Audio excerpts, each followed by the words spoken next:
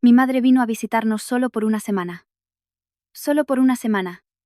Y eso después de que mi marido y yo le insistiéramos durante mucho tiempo para que hiciera las maletas y viajara desde su pueblo a la ciudad para vernos. Pero a la mañana siguiente, en cuanto mi marido y yo nos fuimos a trabajar, mi suegra le puso un candado a la nevera, cortó la luz de la habitación de mi madre y se fue a casa de su hijo menor. Al volver del trabajo por la tarde y abrir la puerta, vi a mi madre sentada en silencio frente a un vaso de agua, con la camisa completamente empapada de sudor por la espalda. Fue entonces cuando comprendí que la paciencia tiene un límite. Si aguantas demasiado tiempo, equivale a permitir voluntariamente que otros pisoteen tu bondad. Me llamo Laura, tengo 36 años. Mi marido Diego no es un hombre inmensamente rico, pero es sensato y justo. Mi madre, doña Teresa, ha vivido toda su vida en un pequeño pueblo de la provincia de Cáceres, en Extremadura, acostumbrada a su huerto, a su estufa de leña y a las gallinas de su patio. Desde que me casé, mi marido y yo la habíamos invitado a visitarnos en innumerables ocasiones. Pero ella siempre se excusaba diciendo que estaba acostumbrada al pueblo. Decía que en Madrid se sentiría agobiada y que no quería ser una molestia para nosotros. Al escucharla, yo sentía pena y tristeza. Una madre que había ahorrado toda su vida por su hija, incluso ahora que su hija tenía su propia casa, temía convertirse en una carga.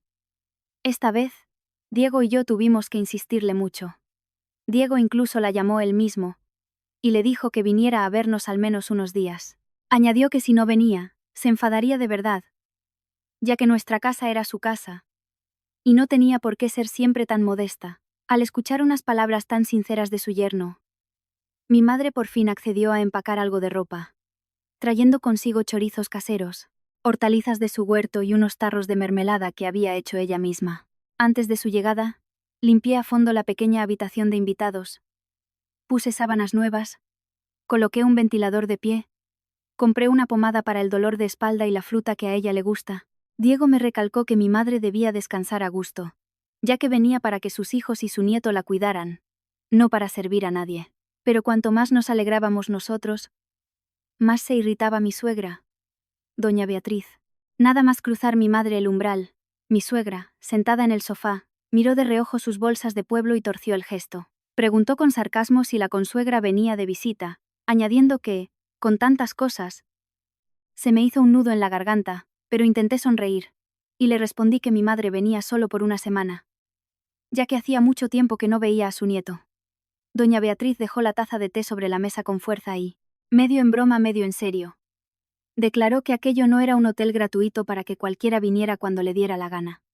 Añadió que una persona más suponía un gasto extra de agua, electricidad y demás. Al oír esto, el rostro de mi madre cambió ligeramente y sus manos delgadas, que sostenían las bolsas, se apretaron con más fuerza.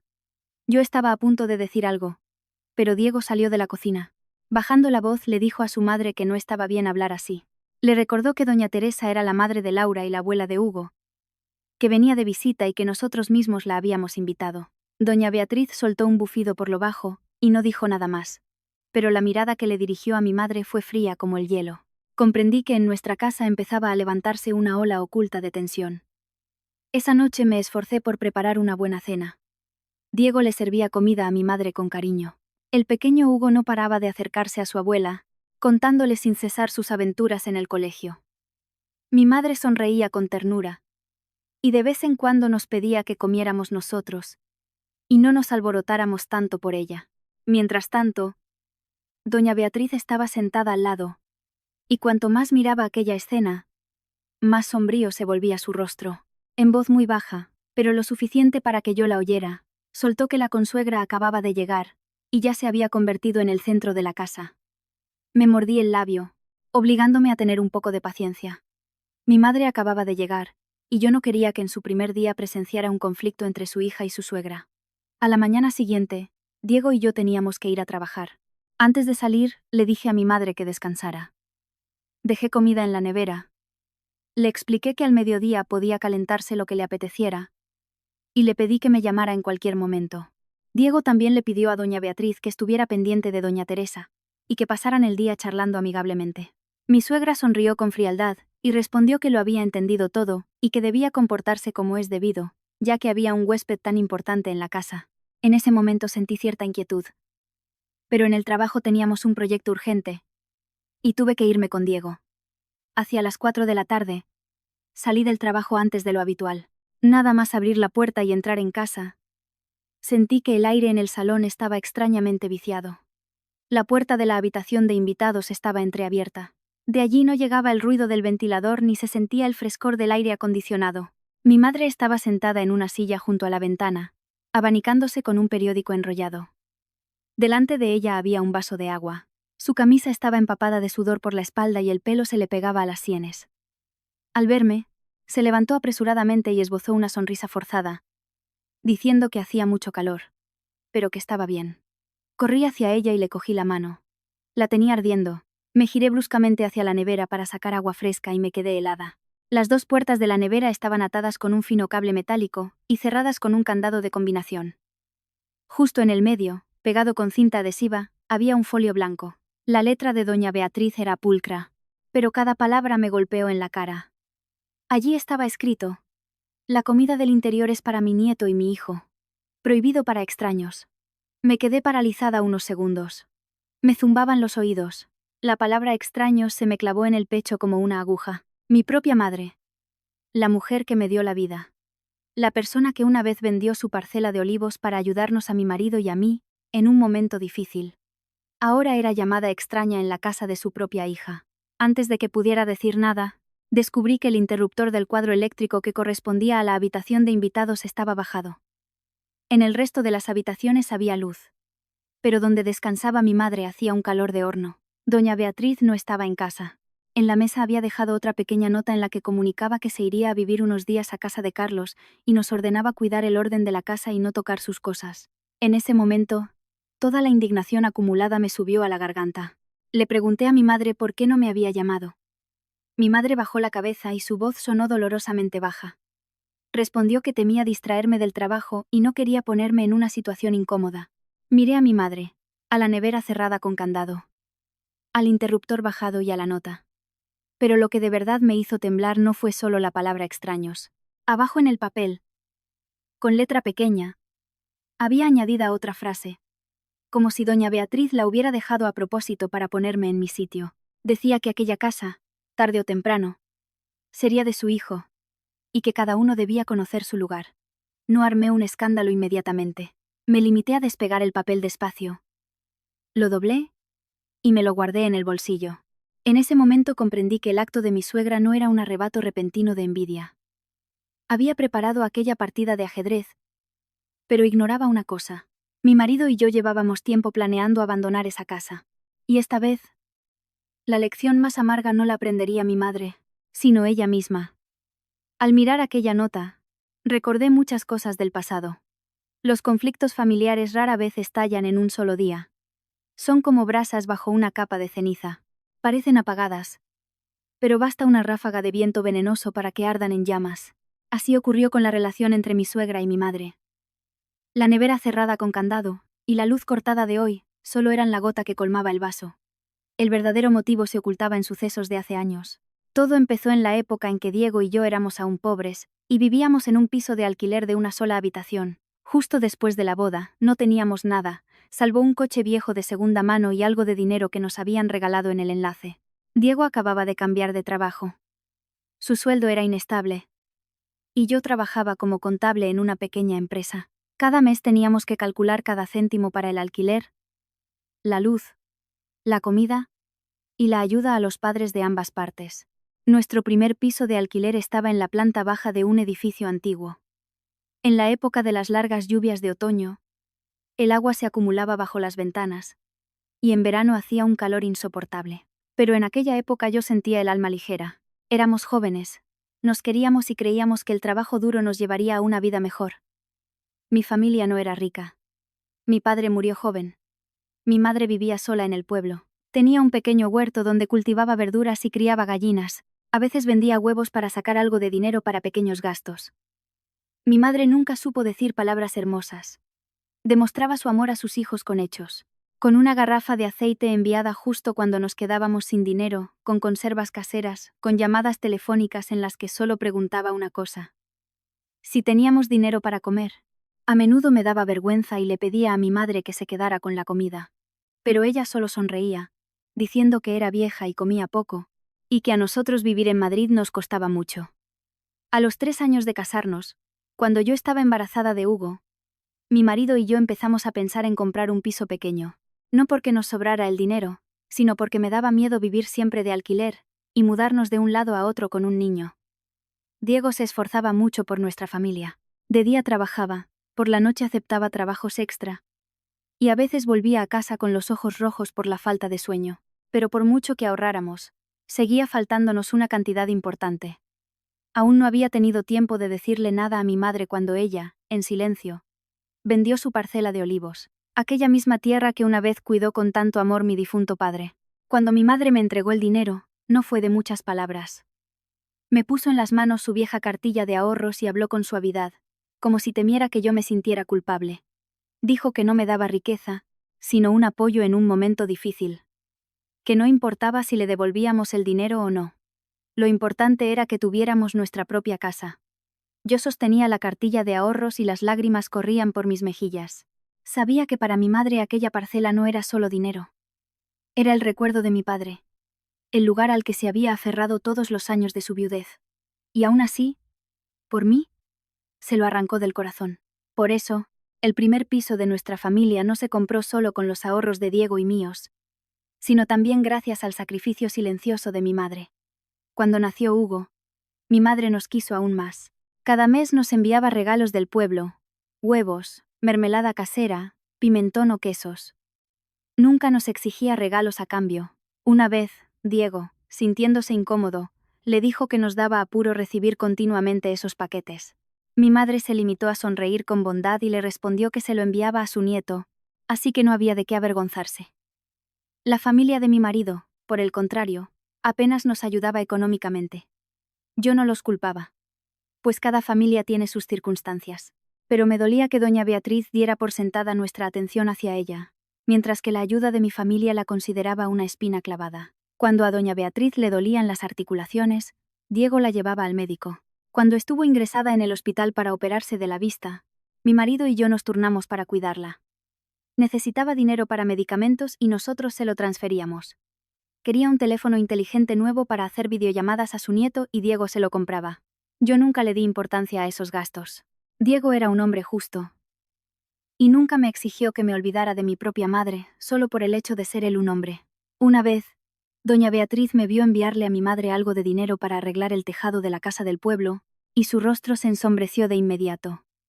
Diego, al oír su descontento, le dijo sin rodeos que los padres de ambas partes eran nuestros padres, y que el deber debía cumplirse con justicia. Laura te cuida, y yo debo permitirle que cuide de su madre. Esas palabras fueron un cálido consuelo para mí. Pero para doña Beatriz sonaron de otra manera. Desde aquel día, en sus ojos apareció un brillo frío. Empezó a hacer comentarios sarcásticos con más frecuencia. Una vez, mientras yo organizaba en la cocina los productos que mi madre nos había enviado del pueblo, mi suegra se paró detrás de mí y soltó que la hija se había casado. Pero seguía arrastrando a su familia. Dijo que eso era como traer a los parientes a aprovecharse de los bienes de la casa del marido. Me volví, y le expliqué con mucha suavidad que aquel piso lo habíamos comprado con nuestro dinero en común, y que mi madre en su día nos había ayudado mucho sin pedirnos ni un céntimo. Mi suegra se limitó a sonreír con desdén, afirmando que cualquier ayuda era solo una excusa para luego exigir gratitud. Añadió que cuando los extraños se meten en casa ajena, solo se pueden esperar desgracias. Me tragué esa palabra extraños muchas veces. Aguanté porque la consideraba una persona mayor con un carácter difícil. Aguanté por compasión hacia Diego, que se encontraba entre su madre y su esposa. Aguanté porque no quería que mi hijo creciera en un ambiente de escándalos. Pero cuanto más aguantaba yo, más se convencía doña Beatriz de que tenía razón. A sus ojos, yo podía mostrar respeto hacia mi suegra, gastar dinero en sus medicinas, pero me estaba categóricamente prohibido mostrar esa misma bondad hacia mi propia madre. Ahora, mirando hacia atrás, comprendo que doña Beatriz no es que simplemente no quisiera a mi madre. Lo que más le irritaba era que Diego respetara a su suegra y considerara a mi familia como la suya. Quería que su hijo mirara solo en una dirección, que escuchara solo a una madre y se ocupara solo de su lado. Y yo, a pesar de haberme convertido en esposa, nuera y madre, A sus ojos seguía siendo solo una chica de otra familia que había traído la sombra de sus parientes a la vida de su hijo. Precisamente esa forma de pensar despótica alimentaba en secreto su odio. Y cuando mi madre por fin cruzó el umbral de nuestra casa, doña Beatriz ya no quiso ocultar nada más. Tras aquella conversación, doña Beatriz dejó de armar escándalos delante de Diego, pero su actitud hacia mí cambió drásticamente. Desde fuera, parecía una suegra razonable que a veces iba a visitar a sus hijos, hablaba en voz baja y sonreía, pero al convivir con ella bajo el mismo techo, comprendí que hay palabras que duelen incluso cuando se pronuncian en un susurro, una mirada de reojo cuando yo contestaba al teléfono a mi madre, un profundo suspiro cuando empaquetaba vitaminas para enviarlas al pueblo, una frase lanzada al azar durante la cena bastaban para que el ambiente en la casa se volviera pesado como una losa. Hace un año aproximadamente, doña Beatriz nos comunicó por sorpresa que había vendido su antiguo piso en su ciudad natal. Fue una tarde lluviosa. Yo acababa de recoger a Hugo del colegio y vi a mi suegra sentada en nuestro salón. Junto a ella había 2 maletas grandes y varias bolsas de plástico. Diego aún no había tenido tiempo de preguntar nada cuando ella declaró que había vendido el piso. Dijo que a una mujer mayor le resultaba demasiado triste vivir sola. Y que ahora viviría con nosotros para estar más cerca de su hijo y su nieto. Su voz sonaba suave, pero su mirada era muy firme, como si todo estuviera ya decidido y a nosotros solo nos quedara aceptar el hecho. Diego se quedó paralizado un momento. Quería a su madre, pero comprendía que aquello era demasiado repentino. Le preguntó por qué no lo había hablado con nosotros de antemano, ya que el tema de la vivienda era un asunto serio. Doña Beatriz enseguida se llevó un pañuelo a los ojos y empezó a lamentarse diciendo que ya era vieja, y que cuánto tiempo le quedaba para que le pusiéramos tantas pegas, que solo quería estar cerca de su hijo y de su nieto. Y que si acaso eso estaba prohibido. Al oír eso, Diego se quedó sin palabras. Yo, que estaba a su lado, tampoco pude añadir nada, aunque tenía un mal presentimiento. Decir algo en ese momento habría significado quedar como la nuera que no quiere vivir con su suegra.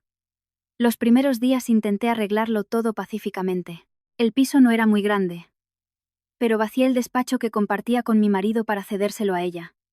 Pensé que con una persona mayor se puede convivir si se muestra un poco de paciencia. Pero doña Beatriz, apenas instalada, eligió inmediatamente la habitación más grande, nuestro dormitorio.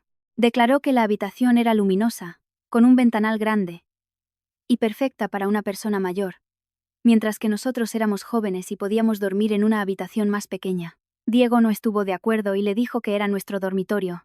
El rostro de mi suegra se ensombreció al instante.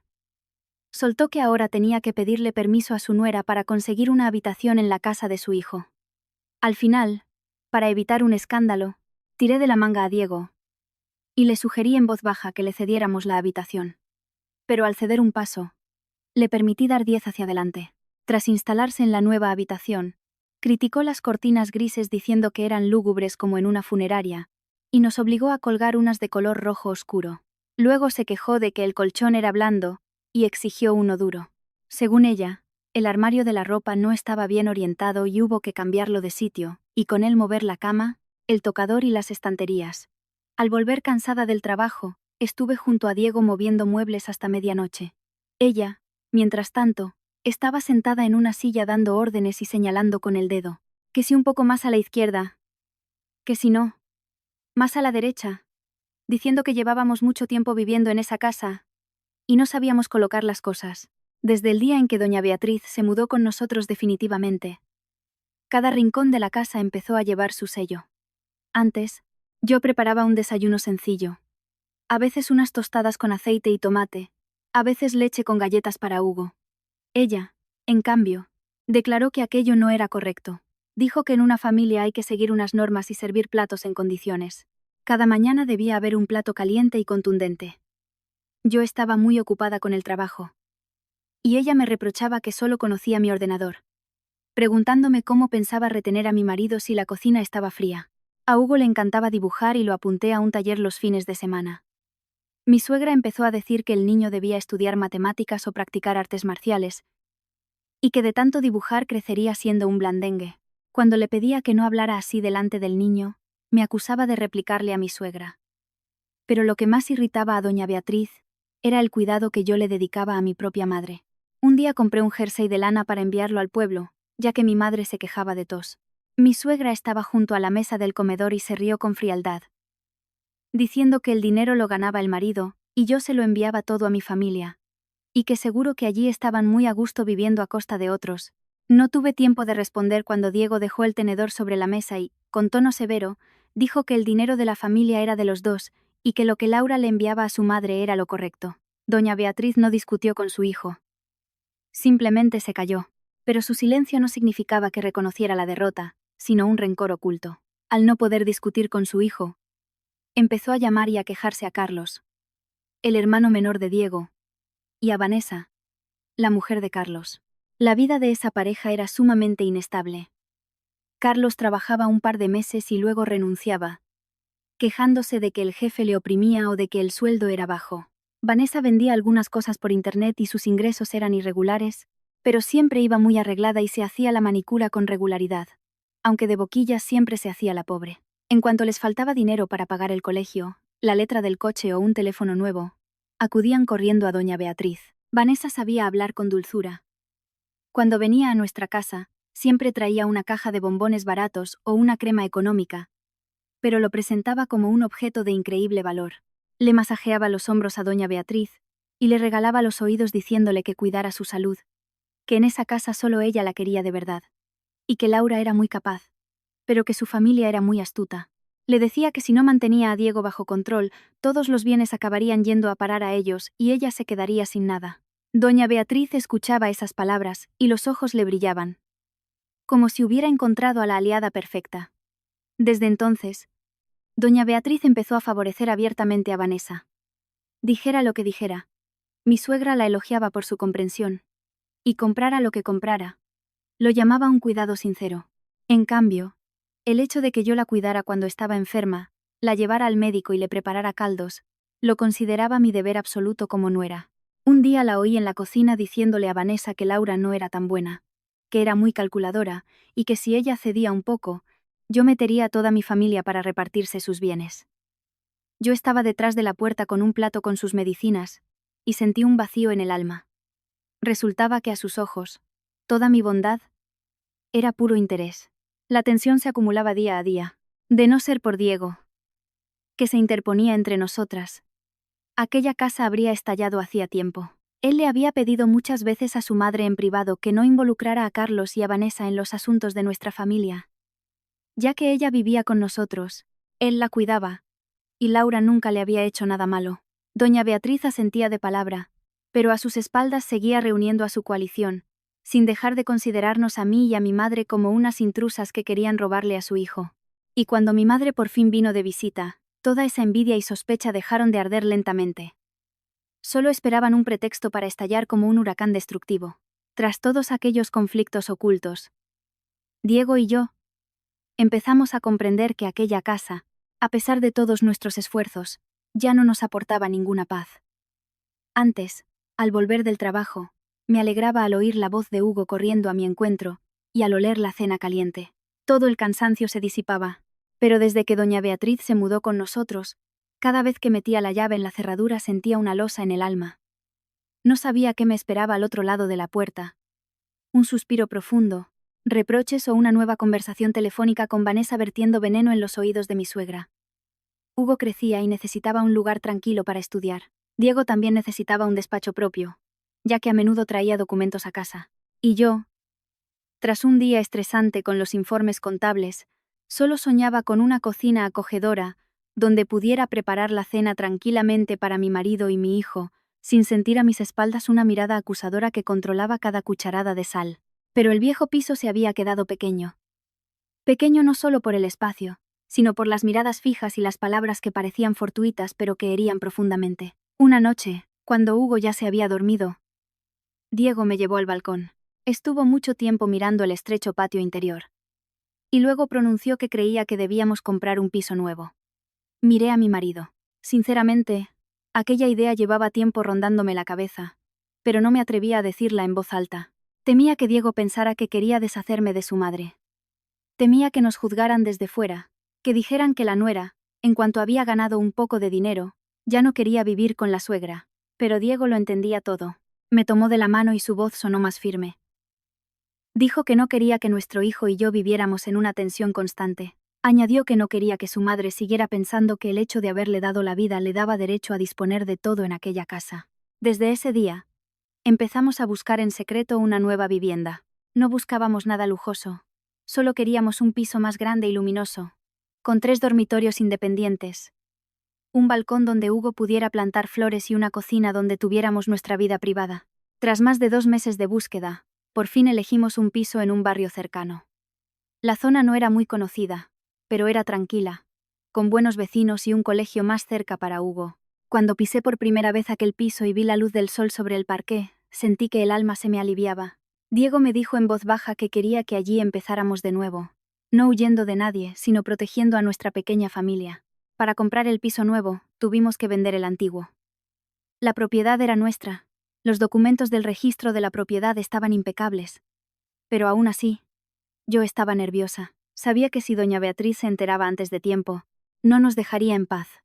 Podía montar un ataque de histeria, llamar a Carlos y a Vanessa para que nos presionaran, o exigir que la incluyéramos en la escritura con el pretexto de que, puesto que vivía con nosotros, también le correspondía una parte.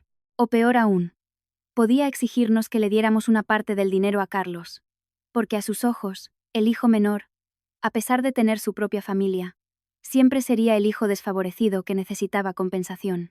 Diego comprendía mis temores y fue muy decidido.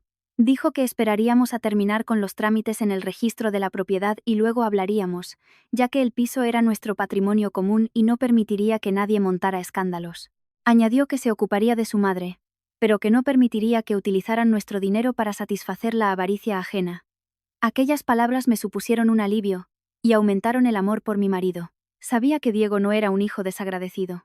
Seguía comprándole medicinas a su madre, llevándola a los médicos y aguantando sus duras palabras, pero había empezado a darse cuenta de que el deber filial no significaba permitir que su madre manipulara a toda la familia. Todo transcurrió bastante rápido. La inmobiliaria encontró a una pareja joven a la que le gustó nuestro antiguo piso porque estaba cerca de sus trabajos. Lo visitaron un par de veces. Quedaron satisfechos y entregaron la señal. Nosotros también pagamos la entrada del nuevo piso, y ahora solo esperábamos el día de la firma de las escrituras y la entrega de llaves. Todos los papeles los guardaba en una carpeta aparte en un cajón cerrado con llave en el trabajo. En casa me comportaba como siempre, como si no pasara nada. En presencia de doña Beatriz no decía ni una palabra, no por miedo, sino porque quería que todo saliera según el plan, sin permitir que las emociones arruinaran un paso tan cuidadosamente preparado. Fue precisamente en aquella época cuando empecé a echar de menos a mi madre aún más. Quería que viniera de visita no solo para descansar, sino para que viera que, tras tantos años de duro trabajo, su hija por fin había logrado algo de verdad. Quería enseñarle el nuevo piso. Decirle que el dinero de la parcela de olivos vendida no había sido en vano, sino que se había convertido en los cimientos de un verdadero nido familiar. La llamé al pueblo. Pero en cuanto mencioné el viaje, mi madre empezó a negarse inmediatamente, diciéndome que estaba acostumbrada a su casa, que si iba solo nos molestaría a nosotros y a la consuegra, y que además se mareaba en el viaje. Tuve que insistir mucho. Diego también cogió el teléfono y le dijo que viniera al menos por nosotros.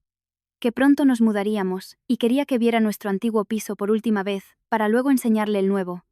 Porque sin su ayuda entonces, no tendríamos lo que teníamos ahora. Al otro lado del teléfono se hizo el silencio. Oí cómo mi madre suspiraba suavemente, y luego decía que la hacíamos sonrojarse, ya que ella no había hecho tanto. Se me cortó la respiración. Una persona que lo ha sacrificado todo siempre cree que no ha hecho lo suficiente.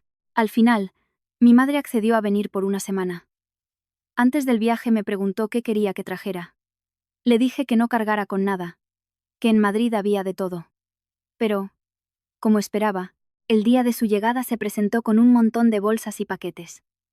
Llevaba quesos curados, chorizos, hortalizas frescas, huevos caseros e incluso aquellas rosquillas que tanto me gustaban de pequeña. Sonreía con bondad, diciendo que había traído un poco de comida del pueblo, que no era nada, pero que comiéramos para recordar nuestra tierra. Al ir a recogerla a la estación, sentí un picor en la nariz. Había adelgazado desde la última vez y tenía más canas, pero intentaba parecer enérgica para tranquilizarme. Diego le cogió las bolsas y Hugo se lanzó a abrazar a su abuela, preguntándole alegremente por los regalos. En aquel momento pensé que la semana que teníamos por delante estaría llena de calidez. Mi madre descansaría, y se aseguraría de que su hija vivía bien. No podía imaginar que precisamente aquella visita se convertiría en la chispa que quemaría la última máscara de doña Beatriz y aceleraría nuestra mudanza, que en un principio queríamos llevar a cabo pacíficamente.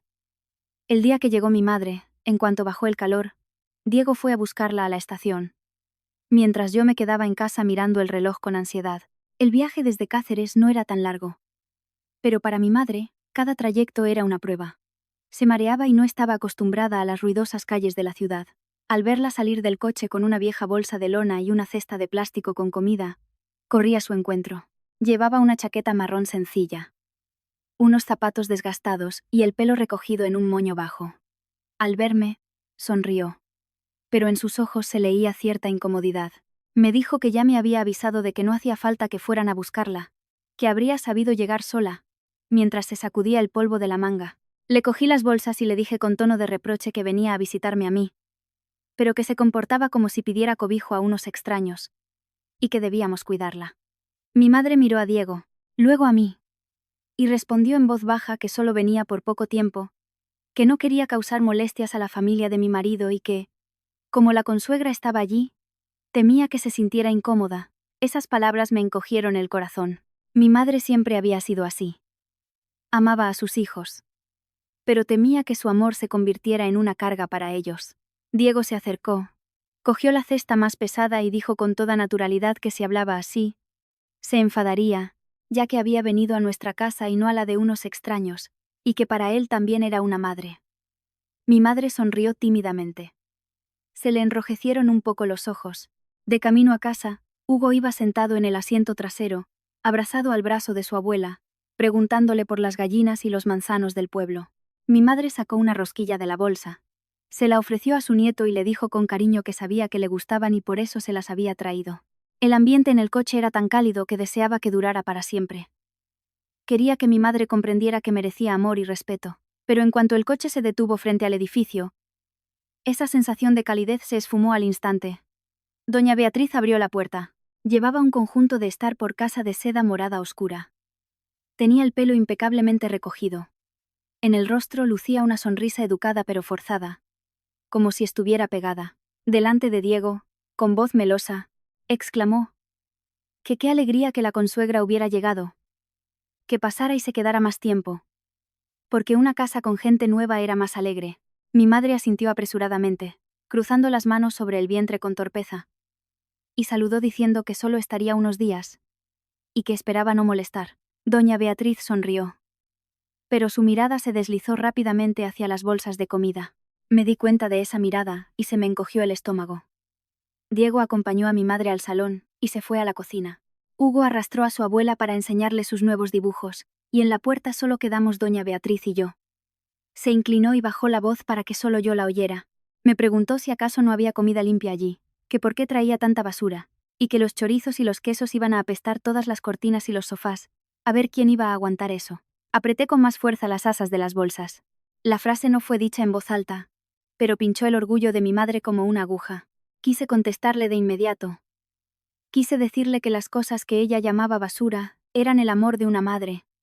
Eran regalos del pueblo, recogidos por unas manos envejecidas, pero al mirar a mi madre, que le sonreía a Hugo, me tragué mis palabras. No quería que en su primer día en la casa de su hija tuviera que escuchar discusiones. Me limité a responder en voz baja que lo guardaría todo en la cocina y que no molestaría a nadie. Doña Beatriz soltó un bufido y se calló, pero su actitud fue suficiente para comprender que estaba descontenta desde el mismo segundo en que mi madre cruzó la puerta. Durante la cena, preparé varios platos sencillos y caseros. Diego se sentó junto a mi madre, le sirvió un trozo de pescado, le preguntó si le dolía la espalda y quién le ayudaba en el huerto. Mi madre no hablaba mucho, pero al ver el cuidado de su yerno, sonreía con bondad, pidiéndole de vez en cuando a Diego que comiera él también, y no se esmerara tanto en atenderla. Hugo abrazó a su abuela y declaró categóricamente que esa noche dormiría con ella. Dijo ingenuamente que se quedara allí para siempre, porque le gustaba cuando le contaba cuentos. Todos en la mesa se rieron, excepto doña Beatriz. Noté que desde el momento en que Diego empezó a atender a su suegra en la mesa, el rostro de mi suegra se había ensombrecido, y cuando Hugo se lanzó a los brazos de su abuela, dejó el tenedor sobre el plato con fuerza. El choque de los cubiertos contra la porcelana sonó seco y brusco. Diego levantó la cabeza y le preguntó qué pasaba. Si la comida no era de su gusto. Doña Beatriz esbozó de inmediato una leve sonrisa.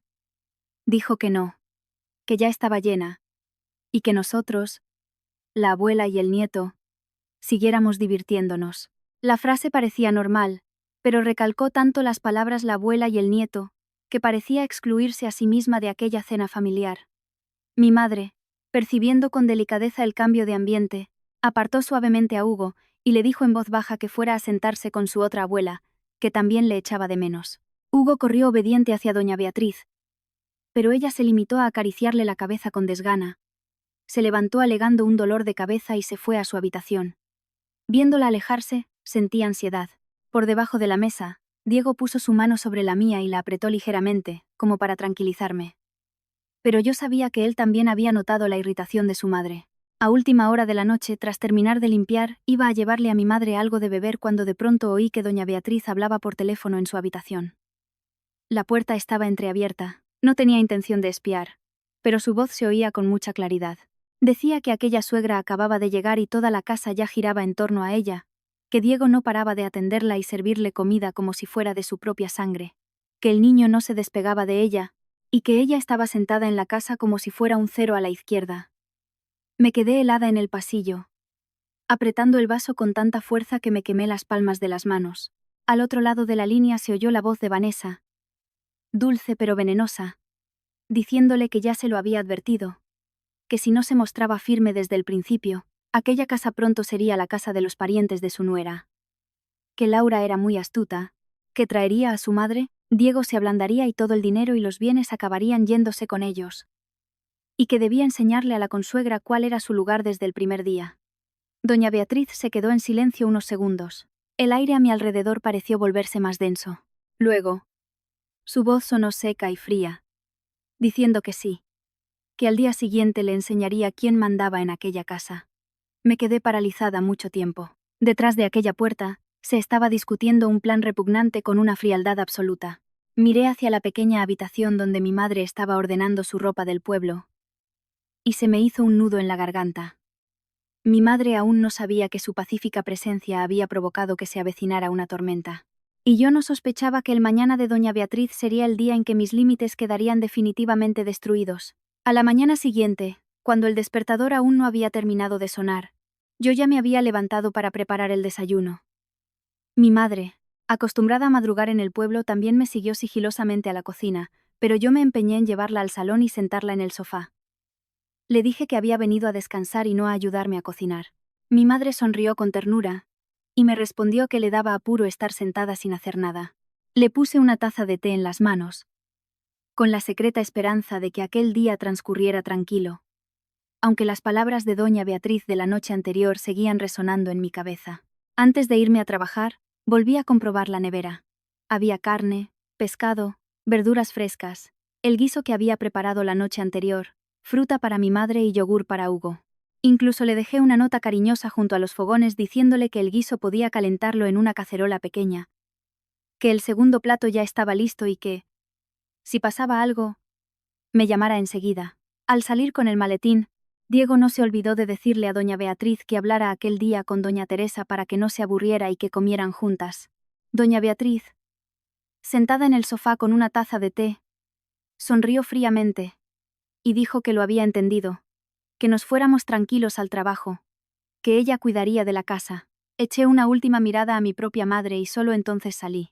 Cuando las puertas del ascensor se cerraron, en mi alma seguía habiendo un sentimiento de ansiedad inexplicable. Mi madre se había quedado en aquella casa, siendo tan inofensiva que ni siquiera se atrevería a responder a una mala palabra. Y doña Beatriz, tras la conversación de ayer con Vanessa, claramente no iba a rendirse tan fácilmente. Pero yo no podía pedir permiso en el trabajo solo por un presentimiento. Me consolé, pensando que doña Beatriz al menos guardaría las apariencias y no haría nada atroz contra su consuegra en el segundo día de su visita. Me equivoqué. Como me contó mi madre más tarde, unos 20 minutos después de que nos fuéramos, doña Beatriz se levantó y se dirigió directamente a la cocina. En su rostro no quedaba ni rastro de aquella amabilidad forzada. Abrió la nevera, sacó todos los recipientes con comida que yo había preparado, Los relegó a los estantes del fondo y luego ató las asas de las puertas con un cable y un candado. El clic del candado sonó seco y frío. Mi madre, que estaba sentada en el salón y oyó el ruido, entró y le preguntó tímidamente a su consuegra que por qué cerraba la nevera, que al mediodía quería calentar un poco de guiso para las dos. Doña Beatriz no se volvió de inmediato.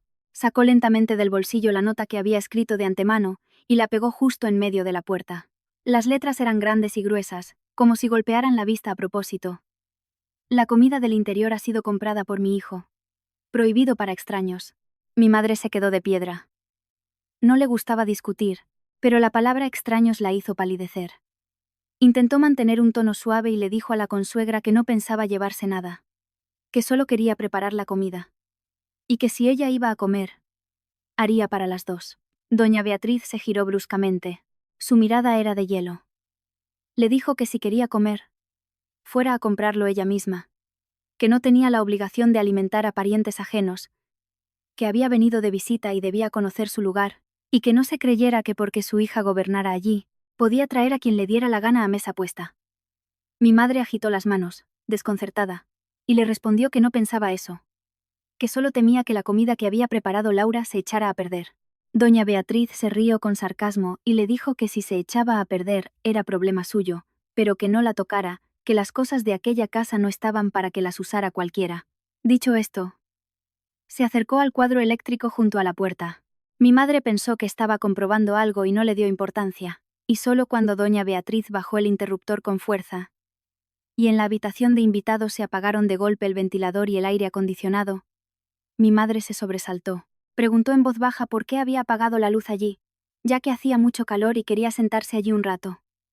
Doña Beatriz se sacudió las manos y respondió con indiferencia que la electricidad costaba cara, que los que vivían de limosna podían aguantar el calor un par de días, que no se iban a morir, que en el pueblo seguro que estaba acostumbrada a abanicarse con un periódico, y que para qué quería un aire acondicionado. Cuando mi madre me contó esto, apenas podía contener las lágrimas. Una mujer mayor de 60 años, que había vivido toda su vida de forma honrada y sin enemistarse nunca con nadie, había sido tratada por su consuegra como si fuera una parásita.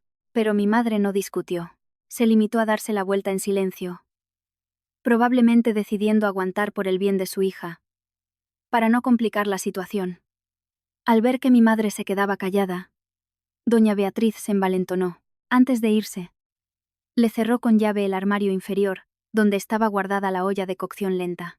Con tono de mando, declaró que se iba a pasar unos días a casa de Carlos para cuidar de sus nietos, y que ella se quedara allí, y no tocara las cosas, porque si rompía algo, su hija no podría pagarlo. Mi madre se sorprendió, y le preguntó que si se iba en ese mismo momento, que qué pasaba con la comida. Doña Beatriz la cortó diciéndole que para la comida ya se buscaría algo ella misma, que los del pueblo eran muy ingeniosos. Después de eso, sacó una pequeña maleta que había preparado la noche anterior y se dirigió a la puerta. Solo entonces, mi madre comprendió que los actos de doña Beatriz no habían sido impulsivos. Todo había sido planeado de antemano. Cerrar la nevera con candado, cortar la luz, cerrar los armarios de la cocina y marcharse, dejando a mi madre sola en un piso ajeno y aterrador. La puerta se cerró de golpe y en la casa se hizo un silencio sepulcral. Mi madre se quedó de pie en medio del salón durante mucho tiempo. Tenía teléfono móvil, pero no me llamó. Más tarde, cuando le pregunté por qué, bajó la cabeza y dijo que temía que yo estuviera trabajando, y que si venía, nos pelearíamos con mi suegra, y que no quería provocar un escándalo por su culpa. Al escuchar esto, el corazón se me encogió de dolor. La habían insultado, la habían dejado hambrienta y pasando calor, pero aún así solo se preocupaba por mí. Aquel mediodía, la habitación de invitados se recalentó.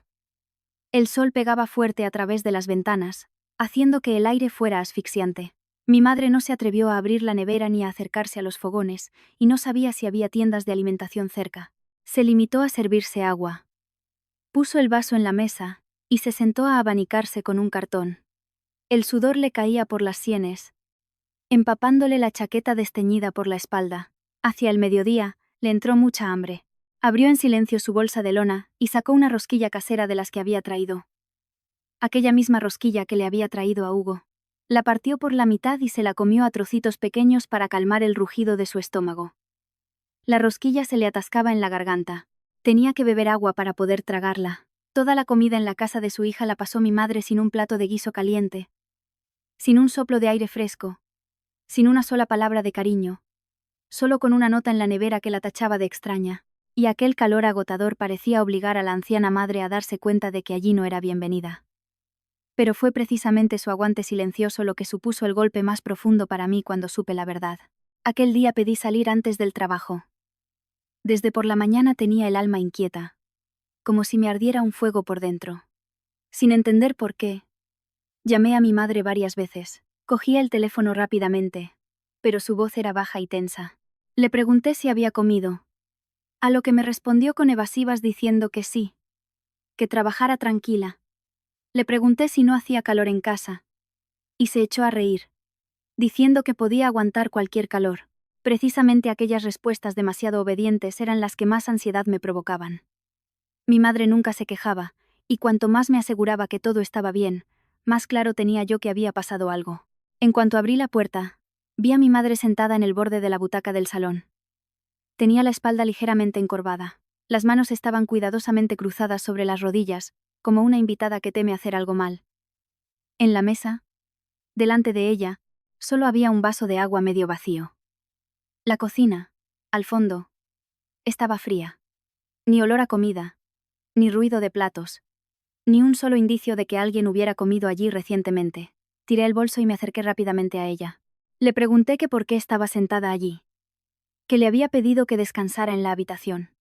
Ella levantó la cabeza y esbozó una sonrisa tensa. Dijo que allí se estaba más fresco, que en la habitación hacía un poco de bochorno. Me fijé bien, y vi que sus sienes estaban húmedas de sudor, y que el cuello de su ropa estaba arrugado por la humedad. Le toqué la frente. Estaba ardiendo. Le pregunté que si no había comido nada. Ella negó rápidamente con la cabeza y me dijo que sí. Que no tenía hambre. Que no me preocupara. Su voz era tan baja que parecía temer que si hablaba más alto, la verdad saldría a la luz. Fui a la cocina. La comida que había preparado por la mañana estaba intacta, en el armario cerrado. No pude sacar el recipiente con el guiso de la nevera. Las puertas estaban fuertemente atadas con el cable, y en la nevera blanqueaba la nota de doña Beatriz, llamando la atención. Me quedé parada unos segundos, luego me volví y le pregunté qué había comido al final. Mi madre bajó la cabeza, entrelazando los dedos. Un instante después, respondió en voz muy baja que se había comido una rosquilla de las que había traído. Había bebido agua, y con eso había tenido suficiente, que los viejos no necesitaban mucho. Aquellas palabras me apretaron la garganta. Quería seguir preguntando. Quería llamar inmediatamente a doña Beatriz y arreglar las cosas en ese mismo instante. Pero al ver la mirada suplicante de mi madre, tuve que tragarme la rabia. Lo que más temía era que, por su culpa, empezaran los escándalos en la familia de su hija. Prefería aguantar los insultos y la humillación con tal de que no me acusaran de pelearme con mi suegra por mi propia madre. Y eso era precisamente lo que más me dolía. En ese momento sonó el timbre de la puerta. Me sequé apresuradamente las comisuras de los ojos y fui a abrir. En el umbral estaba Marta, nuestra vecina del mismo rellano. Era un par de años mayor que yo, una mujer directa que a menudo nos regalaba manzanas de su pueblo. Llevaba en las manos una bolsa de manzanas verdes. Al verme, sonrió y me dijo que si ya había vuelto, que Nera hacía unas manzanas para la abuela, porque al mediodía la había visto sentada en el rellano de la escalera y le había querido preguntar, pero le había dado apuro por si la ponía en un compromiso. Me quedé helada. ¿Sentada en el rellano?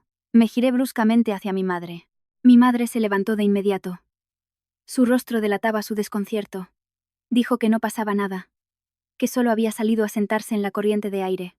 Pero Marta, que era una persona directa y no entendía por qué el ambiente en la casa se había vuelto de pronto tan denso, continuó diciendo que qué corriente ni qué niño muerto, que con aquel calor se había pasado casi una hora sentada en el pasillo con un abanico, y que hasta había pensado que nos habían cortado la luz o que había pasado algo. El corazón se me cayó a los pies. Le pregunté lentamente a Marta a qué hora había sido eso. Marta me miró, y solo entonces, al ver que me había cambiado la cara, bajó la voz y dijo que, pasadas las 12, había salido a tirar la basura, y había visto a doña Teresa sentada en la banqueta del pasillo con su bolsa de lona, que le había preguntado por qué no descansaba en casa, y le había dicho que hacía un poco de calor, y que también había visto a doña Beatriz ir hacia el ascensor con una maleta, con cara de pocos amigos, que la había saludado y no le había contestado. Mi madre intervino apresuradamente diciendo que no era nada importante, que doña Beatriz seguramente se había ido a hacer algún recado a casa de su hijo menor. Me volví hacia mi madre. Me temblaba la voz. Le pregunté a mi madre que cuánto tiempo más pensaba ocultármelo. No respondió. Sus ojos enrojecieron, pero sus labios seguían intentando esbozar una sonrisa amarga. Marta nos miró a mi madre y a mí alternativamente. Luego desvió la mirada hacia la nevera con el candado. Y pareció empezar a atar cabos. Dejó la bolsa de manzanas sobre el mueble, y su voz ya no tuvo la despreocupación de antes. Me dijo que, para ser sincera, al mediodía había pensado que aquella mujer era una pariente lejana y pobre, porque estaba sentada en el pasillo abanicándose, sin atreverse a entrar en la cocina ni a pedir ayuda a nadie. Y que aquello le había parecido muy extraño. Esas palabras me golpearon como una bofetada. Mi propia madre, a la que le había rogado que viniera de visita, la persona que había vendido su tierra para que yo tuviera dinero para un piso. A los ojos de la vecina, parecía una sirvienta a la que habían echado a la calle. No culpé a Marta. Ella solo había dicho lo que había visto. Solo me culpaba a mí misma por haber permitido que mi madre se viera en esa situación precisamente en la casa que yo siempre había considerado nuestro nido familiar. Marta añadió que, al mediodía, había oído cómo doña Beatriz decía antes de irse que, puesto que vivía de limosna, debía conocer su lugar, pero que ella no se había querido meter. Luego me contó cómo mi madre se había quedado mucho tiempo sentada en el pasillo, pálida por el calor. Marta le había ofrecido entrar en su casa a beber agua fría. Pero mi madre solo había sonreído diciendo que no pasaba nada, que no quería molestar. Al oír eso, las piernas no me sostuvieron más. Miré a mi madre. Tenía la cabeza baja. Sus manos delgadas seguían fuertemente entrelazadas, como un niño que ha hecho algo malo. Me acerqué y me arrodillé ante ella. Por primera vez en mi vida, me eché a llorar delante de ella como una niña pequeña. Le pedí perdón, le dije que la había invitado para que descansara. Y en cambio, había sufrido aquella humillación. Mi madre intentó levantarme con pánico. Le temblaba la voz. Me dijo que no llorara, que de verdad todo estaba bien, que ella era vieja, y aguantar un poco de calor no era nada, que no me peleara con la familia de mi marido por su culpa, pero cuanto más me decía eso, más se me saltaban las lágrimas. Le apreté las manos con fuerza, sintiendo los callos ásperos en sus palmas, dejados por años de duro trabajo. Le susurré unas palabras que parecían herir mi propia alma. Tú puedes aguantar, pero yo no. Tú puedes tragártelo por mí, pero yo no puedo ver cómo te desprecian. Marta, que estaba a nuestro lado, también soltó una lágrima y cerró la puerta tras de sí en silencio para dejarnos a solas. El piso se sumió en un silencio asfixiante, y en aquel silencio comprendí que el asunto ya no se limitaría a un par de malas palabras entre consuegras. Se había cruzado la última línea, habían herido nuestro orgullo. Por la tarde, Diego volvió del trabajo casi una hora más tarde de lo habitual. En cuanto cruzó el umbral, su mirada se posó en la nota de la nevera. El candado con el cable seguía colgando de las asas, y mi madre estaba sentada en silencio en un rincón del salón. No necesité darle muchas explicaciones. Me limité a darle a leer la nota, señalé el interruptor bajado y le conté lo que había presenciado Marta. Diego se quedó inmóvil mucho tiempo. Acostumbrado a ser tranquilo y comedido, rara vez mostraba sus emociones. Pero en ese momento tenía las mandíbulas fuertemente apretadas y los nudillos blancos. Se acercó a mi madre e inclinó la cabeza. Le pidió perdón. Le dijo que había permitido que sufriera ofensas en su propia casa. Mi madre agitó las manos. Su voz sonó dolorosamente bondadosa. Le dijo que no era culpa suya, que era un asunto de familia, que no le diera importancia, que ella estaba bien. Diego levantó la cabeza. Tenía los ojos rojos, pero su voz sonó decidida. Le dijo que no. Que había cosas que se podían perdonar por generosidad, pero había otras que perdonarlas significaba fomentar la maldad. Dicho esto, sacó el móvil y llamó a doña Beatriz. Ella rechazó la primera llamada, pero contestó a la segunda con evidente irritación, preguntándole qué quería, que estaba en casa de Carlos, y que si necesitaba algo, hablarían al día siguiente. Diego habló despacio, pero cada palabra cayó como una piedra. Le ordenó que volviera a casa en ese mismo instante. Que tenían que hablar de cómo había cerrado la nevera con candado y cortado la luz de la habitación de doña Teresa. Al otro lado de la línea se hizo el silencio. Luego, Doña Beatriz se echó a reír y preguntó si su mujercita ya le había ido con el cuento, diciendo que muy bien, que iría para ver cómo pensaban juzgarla. Una media hora después, un coche se detuvo frente al edificio. Pensé que doña Beatriz volvería sola, pero no fue así. Junto a ella, entraron en el piso Carlos y Vanessa. Carlos tenía el rostro sombrío, como si viniera a cobrar una deuda. Vanessa, con los labios pintados de un color chillón, apenas entró, barrió el piso con una mirada crítica. Doña Beatriz caminaba en medio con el rostro frío, mostrando con toda su actitud que había sido ofendida injustamente y que traía a su ejército para restaurar la justicia. Vanessa habló primero, echó un vistazo al candado de la nevera y se rió con sarcasmo.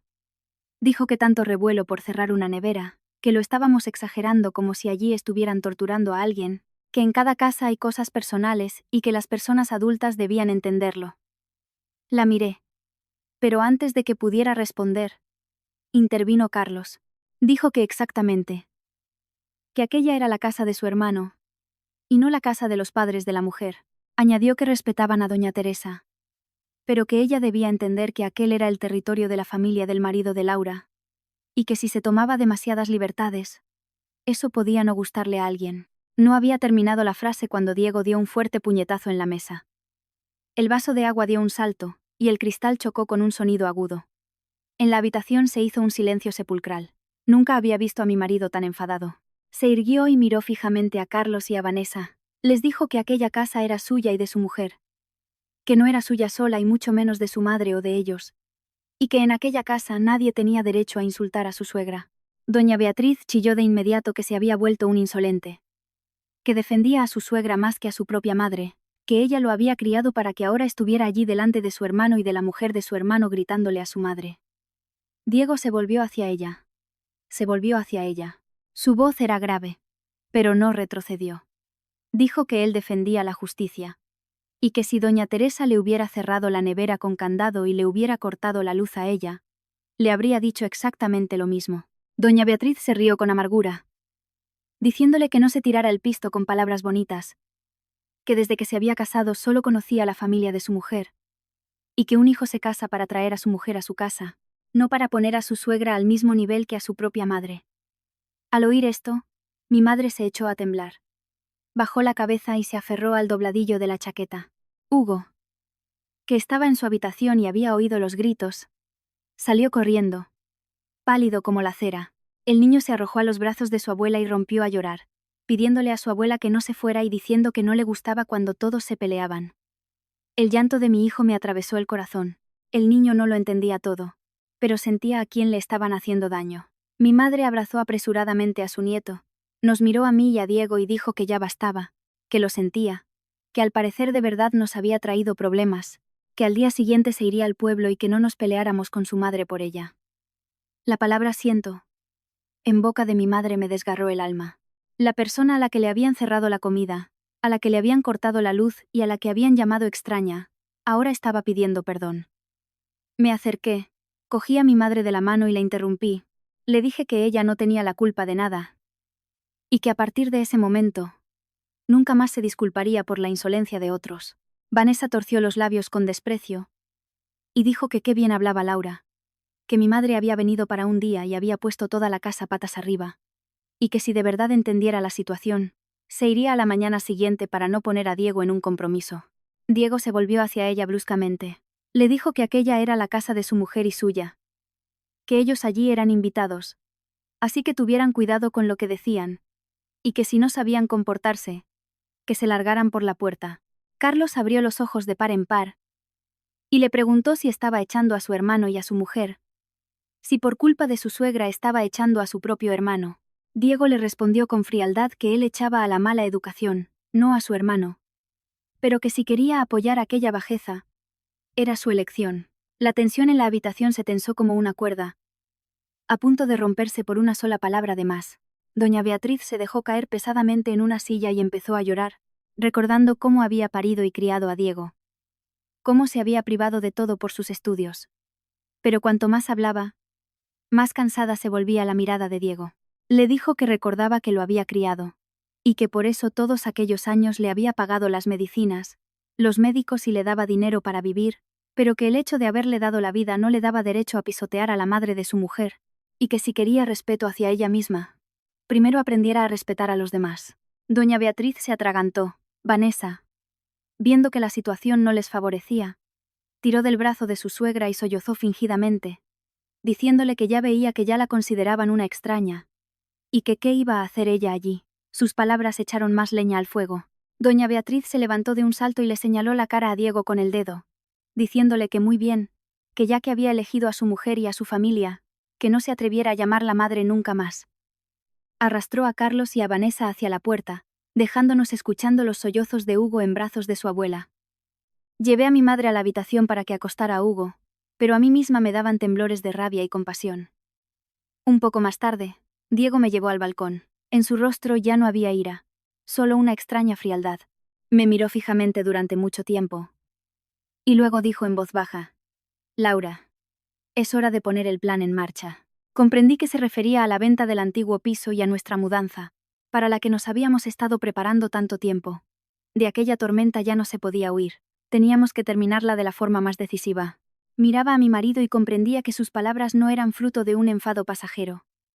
Habíamos preparado la venta del piso de antemano. Todos los documentos estaban en el registro de la propiedad y ya habíamos recibido la señal. Solo faltaban unos días para la firma definitiva de los papeles y la entrega de llaves a los nuevos dueños. Si a mi madre no la hubieran humillado, si no le hubieran cerrado la nevera con candado ni le hubieran cortado la luz, tal vez habríamos hablado con doña Beatriz de forma más suave, le habríamos buscado una buena vivienda, y habríamos guardado las apariencias por ambas partes. Pero después de aquella noche, Diego y yo nos dimos cuenta de que si seguíamos discutiendo abiertamente, doña Beatriz armaría un escándalo aún mayor, y Carlos y Vanessa encontrarían una nueva excusa para entrometerse. De pie en el balcón, Diego me dijo en voz baja que quedaba menos de una semana para entregar el piso, que no nos íbamos a pelear más, que cuanto más discutíamos, más creía su madre que le teníamos miedo, y que la dejáramos creer que había ganado. Al principio tuve dudas. Temía que nuestro silencio ofendiera a mi madre, que considerara débil a su hija. Diego comprendió mis miedos. Me apretó la mano con fuerza y me dijo que se lo explicaría a doña Teresa, que aguantábamos no porque nos hubiéramos rendido, sino porque queríamos que todo saliera según el plan, que aquel piso pronto dejaría de ser nuestro, y que no tenía sentido gastar palabras en personas que no querían escuchar la voz de la razón. Aquella noche, cuando Hugo se durmió, Diego se quedó mucho tiempo sentado en la habitación de mi madre. Desde detrás de la puerta oí su voz apagada pidiéndole a su suegra que, por favor, confiara en nosotros, que no permitiríamos que la ofendieran, pero que si en los próximos días pasaba algo, nos permitiera a Laura y a él arreglarlo todo por nuestra cuenta. Mi madre preguntó en voz muy baja si estábamos seguros, y nos pidió que no hiciéramos ninguna locura por ella. Diego respondió que no, que simplemente quería que todos comprendieran que la bondad también tenía límites. Al oír eso sentí que mi alma se tranquilizaba. Al menos mi madre sabía que no nos habíamos rendido, sino que simplemente habíamos elegido un camino más frío. A la mañana siguiente, cuando doña Beatriz aún estaba en casa de Carlos, fui yo misma quien la llamó. Nada más descolgar el teléfono. Respondió con un tono helado, preguntando si ya lo habíamos pensado. Respiré hondo e intenté hacer que mi voz sonara lo más suave posible. Le dije que volviera a casa, que la noche anterior nosotros también habíamos perdido los papeles, le pedí perdón por haberla disgustado. Y le dije que viniera y viviríamos como antes, que el resto ya lo hablaríamos después. Al otro lado de la línea se hizo el silencio. Casi podía ver la expresión triunfante en su rostro. Soltó un bufido y dijo que eso estaba mejor, que una nuera debía conocer su lugar y respetar a los mayores, y que no se creyera que porque tenía a su madre detrás podía decir lo que le diera la gana. Me mordí el labio, pero le respondí que sí, que lo había entendido todo. Dicho esto, colgué. Diego, que estaba sentado a mi lado, me puso la mano en el hombro. No me alabó por mi aguante ni me instó a seguir aguantando. Simplemente me dijo que solo quedaban unos días. Aquellas palabras fueron para mí un ancla que impidió que me derrumbara. Sabía que estaba interpretando un papel desagradable pero necesario. Aquel teatro era necesario para que doña Beatriz caminara con paso firme hacia la trampa creada por su propia codicia y despotismo. Por la tarde, doña Beatriz regresó. Detrás de ella entró Vanessa con una bolsa de fruta y un aire arrogante, como una vencedora. Apenas cruzó el umbral, mi suegra miró a su alrededor y preguntó dónde estaba la consuegra. Respondí que mi madre estaba un poco cansada y descansaba en la habitación. Ella torció el gesto y dijo que los viejos siempre eran muy débiles, que solo daban disgustos a sus hijos. Yo me callé. Simplemente fui a la cocina, serví agua y le puse el vaso delante tranquilamente. Diego también salió. Su voz era mucho más suave que la del día anterior. Le dijo a su madre que descansara, que no íbamos a recordar lo de ayer. Al escuchar eso, doña Beatriz se convenció definitivamente de que su hijo se había rendido. Se enderezó en el sofá y con tono aleccionador declaró que ya lo había dicho, que en una casa debía haber orden, que amar a la mujer era correcto, pero no se podía permitir que la familia de la mujer dominara a la familia del marido, y que ella no odiaba a nadie, simplemente velaba por el orden de la familia. Diego asintió levemente, diciendo que sí, que lo entendía. Solo aquel sí hizo que los ojos de mi suegra brillaran. Creía haber doblegado a su hijo. Yo estaba sentada al lado, observando en silencio su seguridad. Por dentro, todo se me había quedado frío. Pero mi mente estaba sorprendentemente clara. Por la noche, al pasar por delante de la habitación de mi suegra para recoger la ropa del tendedero, oí que llamaba a Vanessa. Esta vez ni siquiera intentaba hablar en voz baja. Decía que ya se lo había advertido. Que bastaba con presionar un poco, y enseguida se asustaban. Que por la mañana Laura la había llamado ella misma para disculparse. Y Diego también se había vuelto más dócil. Desde el otro lado de la línea llegó la voz de Vanessa, diciendo que ya le había dicho que había que ser dura, que aquel piso tenía que quedarse para ella. Y luego, por supuesto, compartirlo con Carlos, porque Diego era el mayor, tenía posibilidades y estaba obligado a ayudar a su hermano. Me quedé en el pasillo con la mano apoyada en un montón de toallas. Y las comisuras de mis labios se curvaron ligeramente. Resultaba que incluso ahora Vanessa no podía ocultar su verdadero objetivo.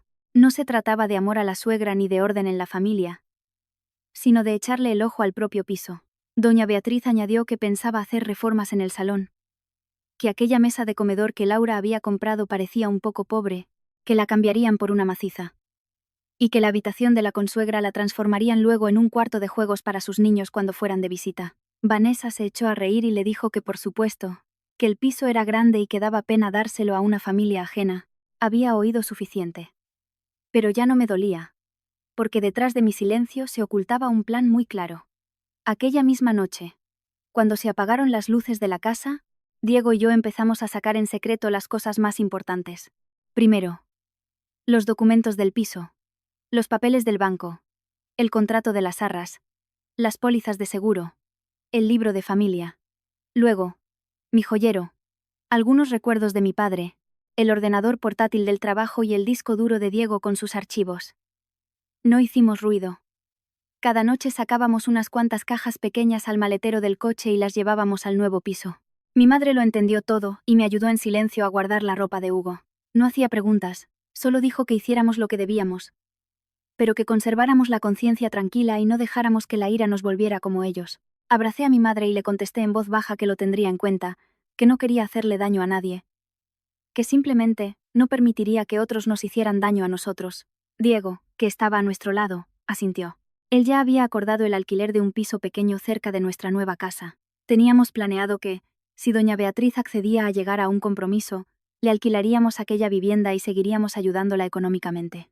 Ese era nuestro último acto de respeto hacia ella. 3 noches seguidas. Las cosas importantes desaparecieron de la casa en el más absoluto silencio. Doña Beatriz no sospechaba nada.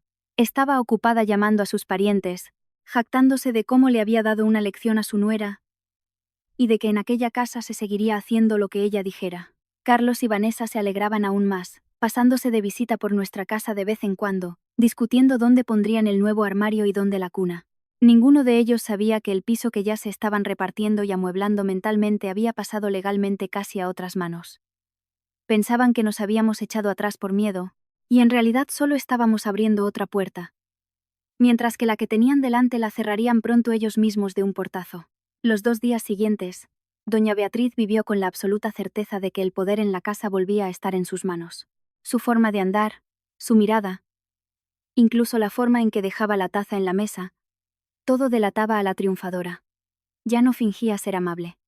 Empezó a dar órdenes, me hizo cambiar de sitio un jarrón, le dijo a mi madre que no se quedara mucho rato en el salón para no molestar a las visitas, e incluso insinuó que Hugo, Al encariñarse demasiado con su suegra, olvidaría sus raíces por parte paterna. Yo escuchaba y lo memorizaba, pero no discutía. Y cuanto más me callaba, más insolente se volvía ella. Aquella noche volvieron a presentarse Carlos y Vanessa.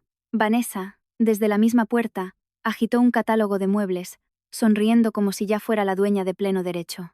Señaló con el dedo la pequeña habitación de mi madre, y declaró que luego la transformarían en el dormitorio de sus niños, que sería perfecta, y que como doña Teresa iría de visita y se marcharía, la habitación se quedaría vacía, y sería una pena. Mi madre, que estaba doblando la ropa de Hugo, se quedó paralizada. Yo lo vi todo, pero me callé. Esperaba a que doña Beatriz pronunciara ella misma la última frase, y así fue. Durante la cena, cuando todos se sentaron a la mesa, doña Beatriz dejó el plato con fuerza. Miró a mi madre, luego a mí y a Diego, y dijo que iba a hablar claro para que se entendiera. Que aquella casa no podía mantener a extraños para siempre, y que si mi madre se quedaba, mi marido y yo debíamos hacer las maletas e irnos a un piso de alquiler. Aquellas palabras cayeron sobre la mesa como una piedra en aguas tranquilas. Mi madre palideció y apartó apresuradamente el tenedor. Hugo miraba desconcertado a los adultos, sin entender por qué su abuela decía aquellas cosas. Carlos le dio la razón de inmediato, diciendo que su madre tenía razón, que en la familia debía haber orden, que si dejábamos que la familia de la mujer mandara, ¿en qué se convertiría la casa? Vanessa también metió baza. Su voz era dulce, pero sus palabras cortaban como un cuchillo. Dijo que no me ofendiera, que las personas mayores de los pueblos eran maravillosas, pero que cuando se quedaban de visita demasiado tiempo, todo el mundo se sentía incómodo, y que su madre solo quería lo mejor para la familia. Me entró la risa. Personas que no habían puesto ni un euro en aquella casa estaban sentadas repartiendo los papeles como si fueran los dueños. Desvié la mirada hacia Diego. Bastó un cruce de miradas. Los dos comprendimos que había llegado la hora de poner fin a aquel teatro. Diego apartó los cubiertos y se limpió lentamente la boca con la servilleta. Sin levantar la voz, con absoluta calma, pronunció una frase que dejó un silencio sepulcral en la mesa. Muy bien. Nos mudaremos. Doña Beatriz se quedó perpleja unos segundos, como si no creyera que todo hubiera sido tan fácil. Y luego, sus labios se estiraron en una sonrisa triunfal, la sonrisa de alguien que creía haber obligado por fin a su hijo a someterse. Mi madre, aterrorizada, me agarró de la mano y me dijo que no me fuera de casa por ella, que simplemente se iría al pueblo y ya está. Le apreté la mano suavemente y le dije que confiara en mí. Diego también se volvió hacia ella y asintió levemente, diciéndole que no se preocupara, que teníamos dónde vivir. Al oír esto, doña Beatriz se echó a reír. Dijo que teníamos dónde vivir, qué estupendo, qué buen viaje, que le dejáramos la casa en paz, que ya era vieja y no soportaría que la consuegra le estuviera rondando por delante en la casa de su hijo. Al oír aquellas palabras, los ojos de Diego se oscurecieron, pero se contuvo. Se limitó a responderle que muy bien, que se quedara y descansara. Vanessa y Carlos se miraron. Los ojos les brillaban. Carlos asentía como si ya estuviera calculando los beneficios futuros. Los tres pensaban que nos habían echado de nuestro propio piso. Ninguno de ellos imaginaba que lo más importante ya había sido sacado. Los documentos estaban a salvo. Y nuestra nueva casa nos esperaba desde hacía días. Aquella misma noche pedí salir del trabajo y Diego contrató una pequeña furgoneta de mudanzas sin hacer ruido ni llamar la atención. Solo nos llevamos la ropa que quedaba. Los libros de Hugo. Un par de cajas con menaje y las cosas que había traído mi madre. Los muebles grandes, el sofá, la mesa del comedor, la cama y los armarios viejos. Los dejamos a propósito. No por pena ni como regalo a doña Beatriz, sino porque en el contrato de compraventa estaba estipulado que el piso se entregaba con los muebles básicos. Cuantas más cosas quedaran en su sitio, menos sospechas levantaría en mi suegra. Mi madre, recogiendo sus cosas con lágrimas en los ojos, no paraba de repetir que por su culpa habíamos salido perdiendo. La detuve abrazándola por los hombros y le dije que no. Que precisamente gracias a su visita había comprendido que había cosas que no se podían posponer, y que si siempre temíamos los escándalos y las incomodidades, a las buenas personas siempre las dejarían en un segundo plano. Diego, que entraba con las últimas cajas, añadió que ella no le había hecho daño a nadie, que la que había actuado mal no había sido ella. Al oír las palabras de mi marido, mi madre bajó la cabeza y se secó las lágrimas. Antes de irse, Diego entró en el salón, donde doña Beatriz bebía té con aire de superioridad. Dejó un manojo de llaves viejas sobre la mesa, y le dijo a su madre que de momento viviera allí, que en la nevera había un montón de comida y que, si necesitaba algo. Doña Beatriz cogió las llaves. Les dio vueltas en las manos y comentó con sarcasmo que si lo hubiera hecho así desde el principio, no habría habido problemas, que viviéramos separados un tiempo para airearnos la cabeza, y que cuando aprendiéramos a respetar a los mayores, entonces hablaríamos. Diego la miró fijamente durante un buen rato, como si quisiera decir algo, pero al final solo asintió, diciéndole que se cuidara. Y nos fuimos al anochecer. Hugo iba sentado entre mi madre y yo, abrazado a un osito de peluche, y de vez en cuando miraba hacia atrás, hacia la vieja casa que se alejaba. Me preguntó a dónde íbamos. Le acaricié la cabeza y le dije que íbamos a nuestra casa nueva. El niño se sorprendió.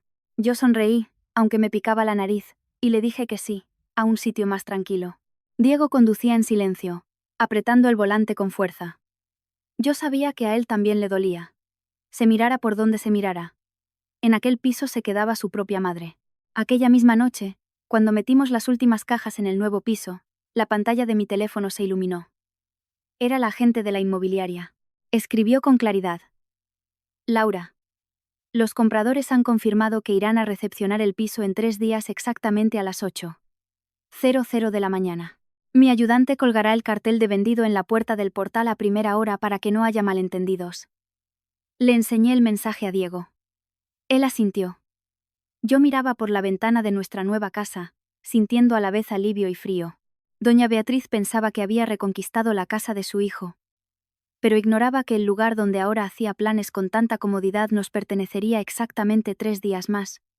Y ni un minuto más. 3 días después, exactamente a las 7:30 de la mañana, yo estaba colocando la ropa de Hugo en el armario de nuestro nuevo piso. Llegó un mensaje al teléfono de la agente de la inmobiliaria. Exactamente a las 8:00. Colgamos el cartel. Lo leí y me quedé paralizada unos segundos. Aunque todo iba según el plan, sentía cierta pesadumbre en el alma. El antiguo piso había sido el lugar donde mi marido y yo habíamos conseguido nuestra primera estabilidad. Allí, Hugo había dicho sus primeras palabras. Allí habíamos pasado noches tranquilas y acogedoras.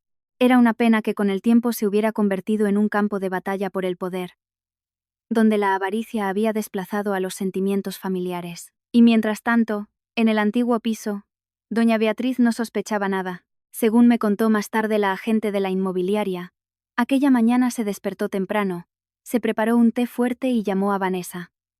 Con voz alegre le dijo que llevara aquel día los catálogos de muebles, que estaba pensando en cambiar las cortinas del salón y reubicar la mesa, que habría sido una pena dejarle un piso así a Laura y a Diego, y que había que reformarlo todo para que pareciera la casa del cabeza de familia. Vanessa acudió corriendo de inmediato, con revistas de decoración entre las manos, sonriendo como si ya le hubieran escriturado una parte de la propiedad. Se sentaron en medio del salón y empezaron a discutir cómo cambiarían el sofá, dónde pondrían el armario y cómo transformarían la habitación de mi madre en el dormitorio de los hijos de Carlos.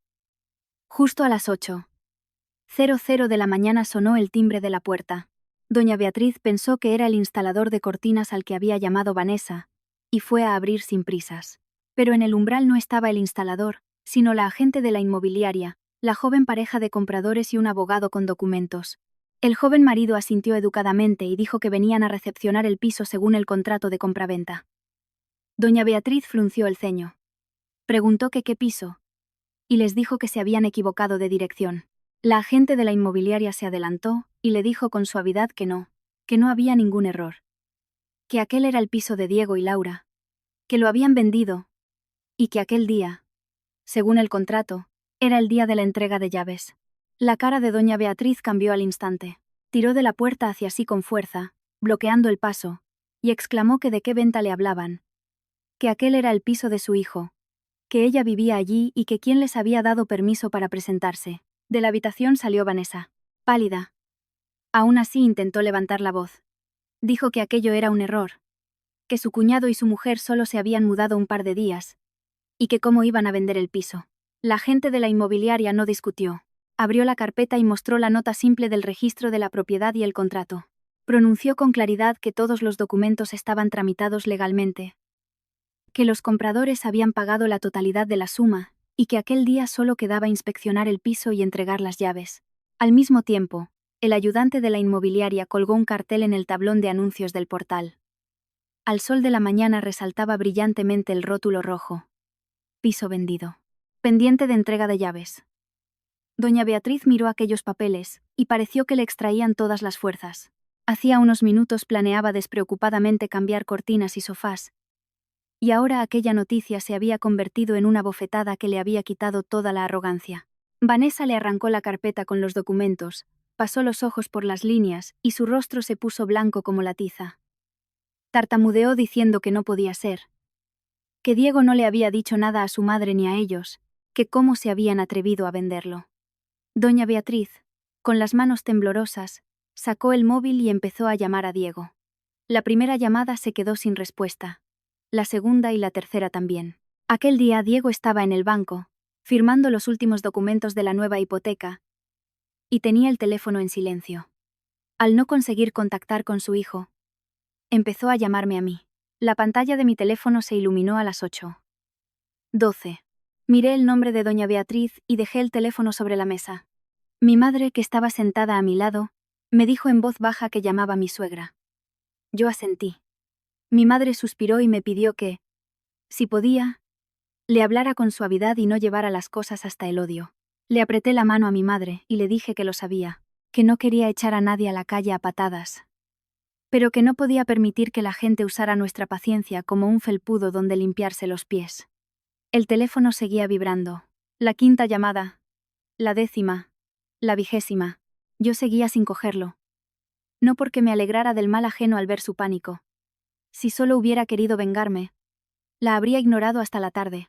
Pero quería que doña Beatriz se enfrentara a la realidad cara a cara delante de los compradores, de la agente inmobiliaria y de los testigos. Quería que todo quedara meridianamente claro, para que luego no hubiera lágrimas ni cuentos falsos de que la habíamos engañado en secreto. Solo cuando el contador de llamadas perdidas superó las 50, cogí el teléfono. Nada más acercármelo a la oreja, por el altavoz salió el grito de doña Beatriz. Una mezcla de pánico y furia. Me gritó preguntándome si era verdad que habíamos vendido el piso, si queríamos echar a su propia madre a la calle, dónde estábamos, y me ordenó que le dijera a Diego que cogiera el teléfono inmediatamente. La dejé desahogarse, y luego le respondí muy despacio. Le dije que se calmara, que aquel piso era nuestro, y lo habíamos vendido legalmente, y que ya le habíamos preparado otra vivienda. Doña Beatriz gritó preguntando de qué otra vivienda le hablaba. Que qué le importaba a ella nuestra vivienda, que ella estaba allí, y habíamos vendido la casa sin siquiera preguntarle, que por quién la tomábamos. Aquellas palabras me dolieron. Pero mi voz se mantuvo tranquila. Le dije que, antes de llegar a ese punto, le habíamos pedido muchas veces que respetara nuestros límites. Le había dicho que el piso era nuestro y no un lugar del que pudiera disponer por el bien de Carlos o Vanessa, pero que había interpretado nuestra bondad como debilidad, que le había puesto un candado a la nevera, le había cortado la luz a mi madre y la había llamado extraña. Le recordé que aquel día nos dijo que nos largáramos a donde nos llevaran los pies, y que hoy efectivamente nos habíamos ido. Al otro lado del teléfono se hizo el silencio. Oía la voz alterada de Vanessa de fondo, y la voz de la agente inmobiliaria, recordando educadamente que los compradores tenían que ver el piso. Doña Beatriz bajó la voz, pero seguía temblando. Me preguntó que qué iba a hacer ahora. Que sus cosas estaban allí, y a dónde iba a ir. Cerré los ojos un segundo. Era el momento en que resultaba más fácil dejarse llevar por la compasión.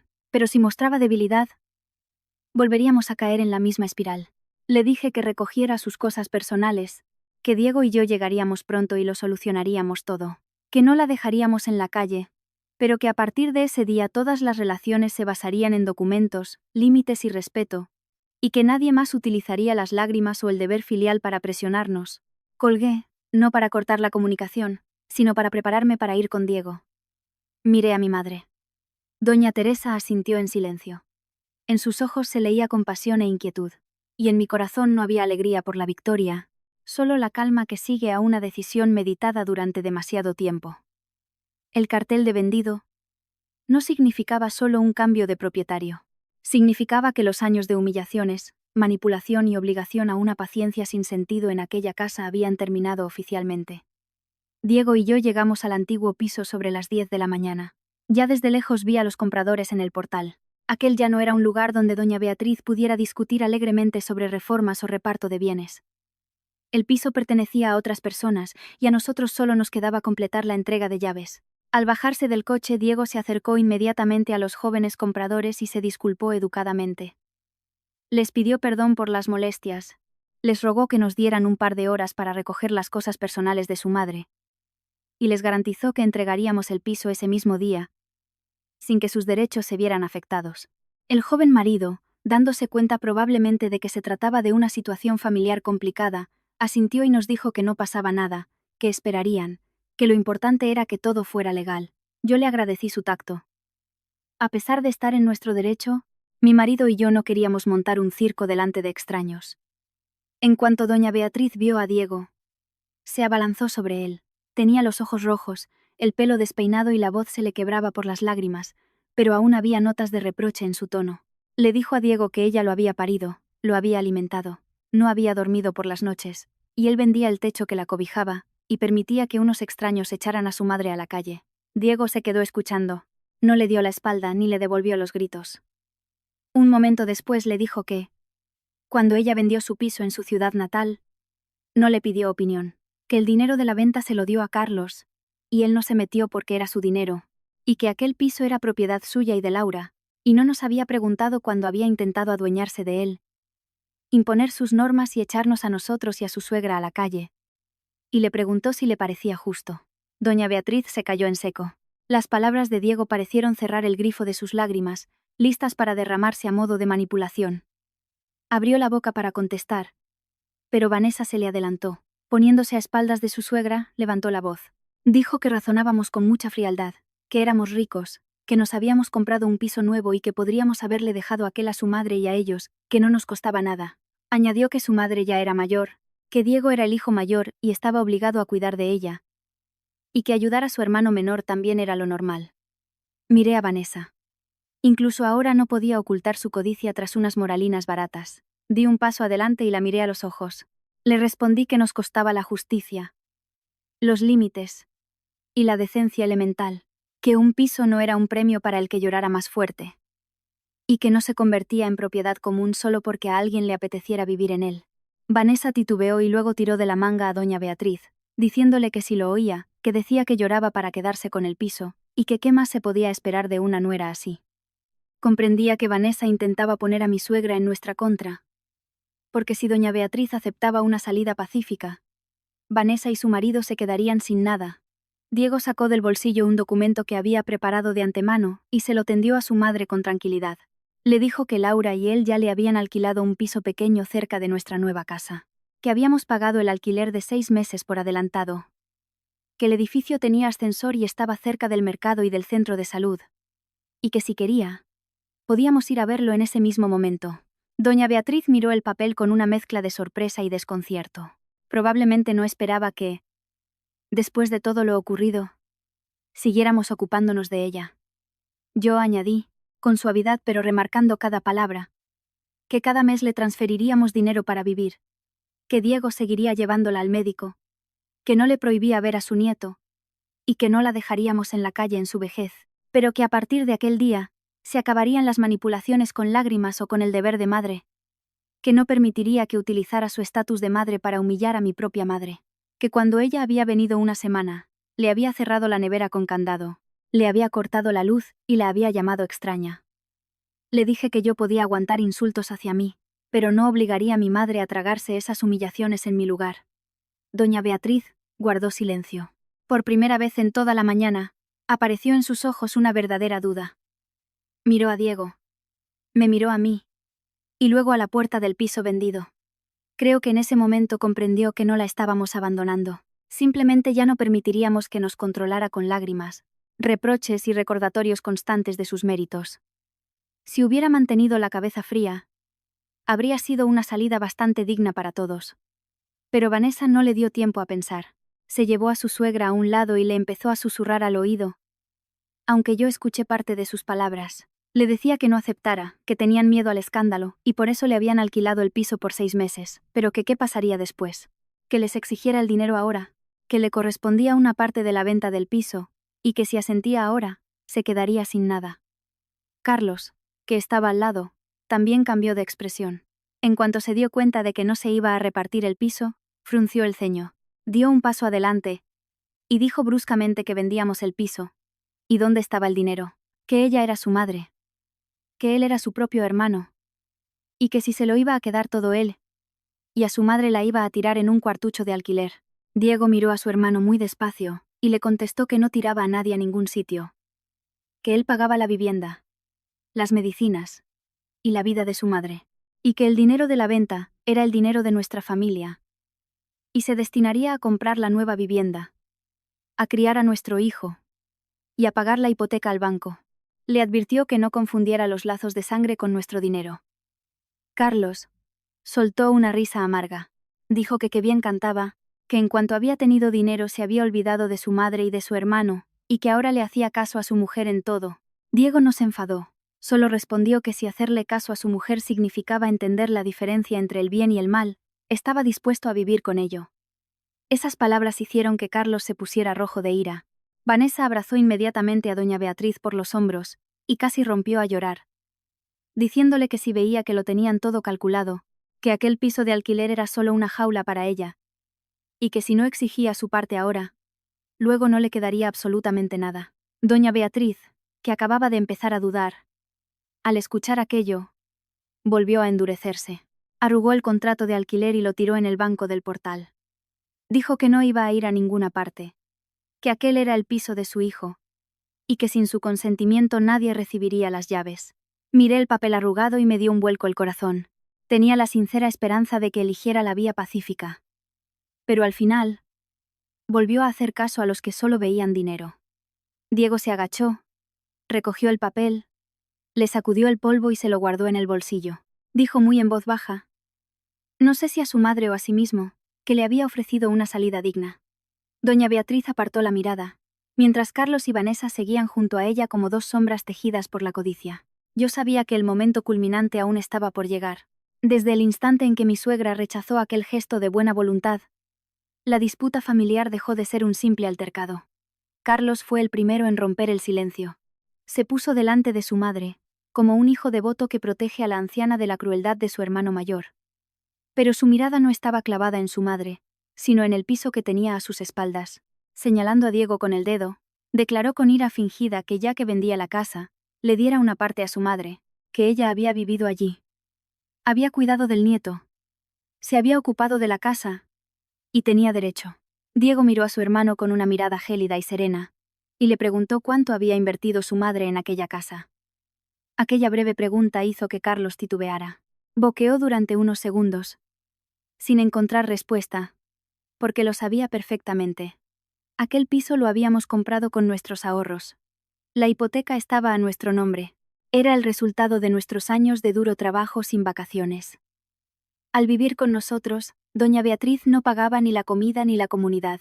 Y ahora, solo porque había vivido allí, Carlos había decidido convertir aquello en un derecho de propiedad. Al no encontrar respuesta, Carlos optó por embestir.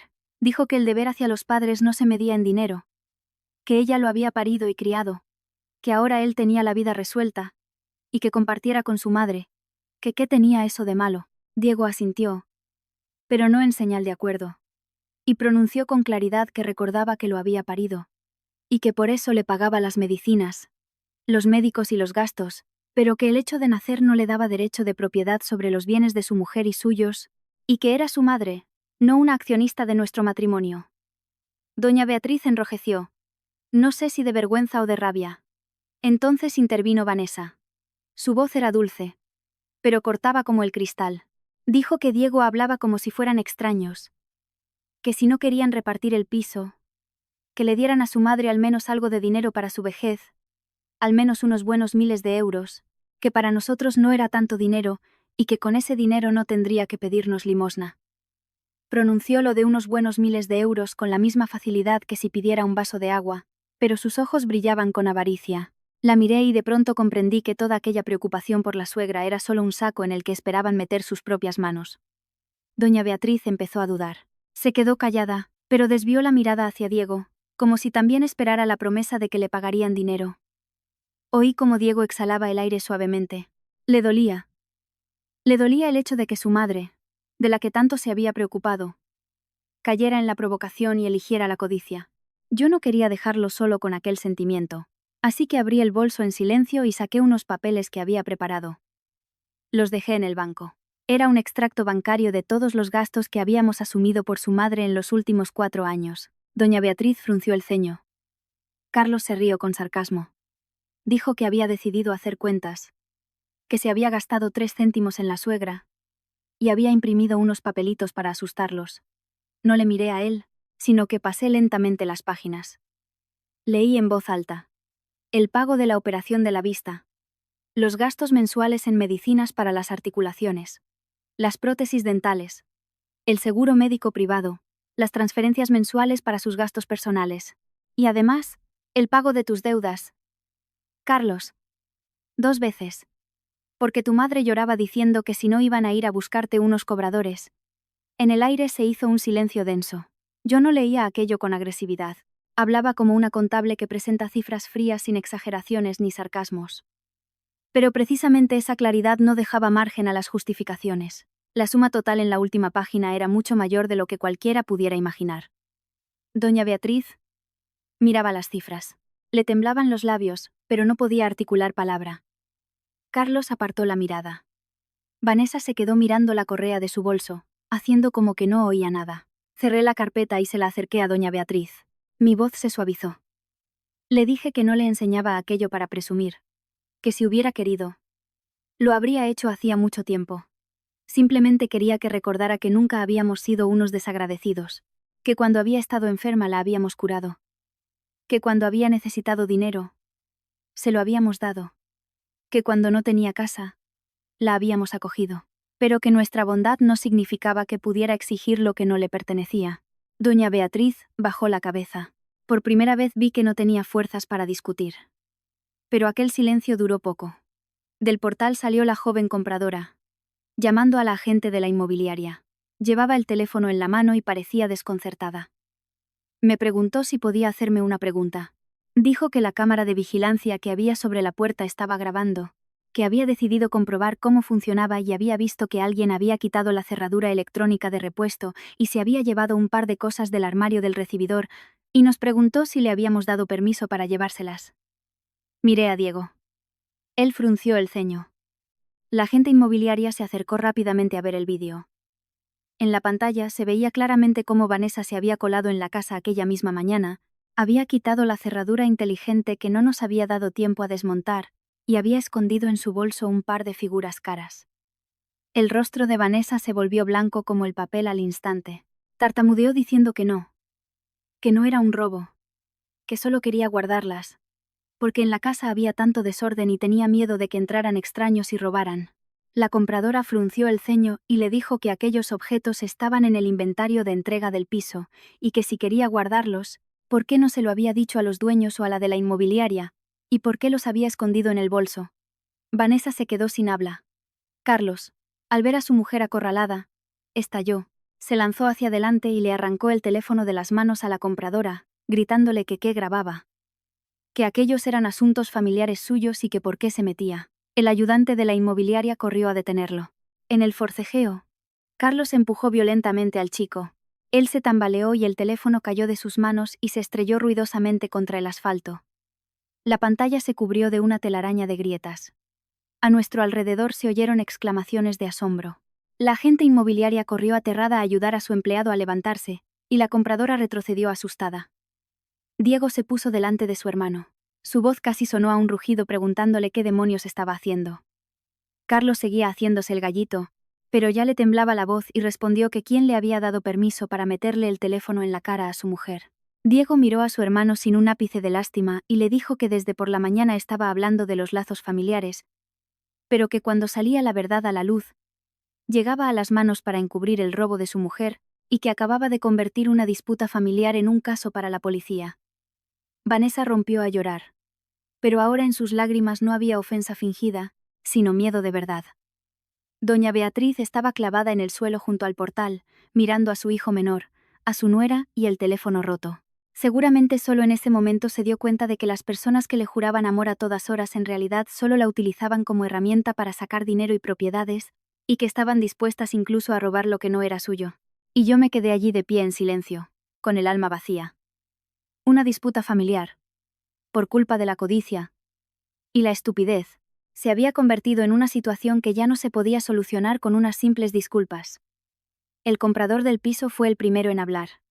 Miró la pantalla rota en el suelo, luego a su mujer asustada y suspiró profundamente, intentando mantener la compostura. Dijo que no quería causarle problemas a nadie, pero que la situación había llegado demasiado lejos, y que se veía obligado a llamar a los agentes de la Policía Nacional para que levantaran atestado. Al oír eso, Vanessa palideció, tiró de la manga de Carlos y le pidió que les devolvieran las cosas, que no quería problemas. Pero Carlos estaba cegado por su propio orgullo.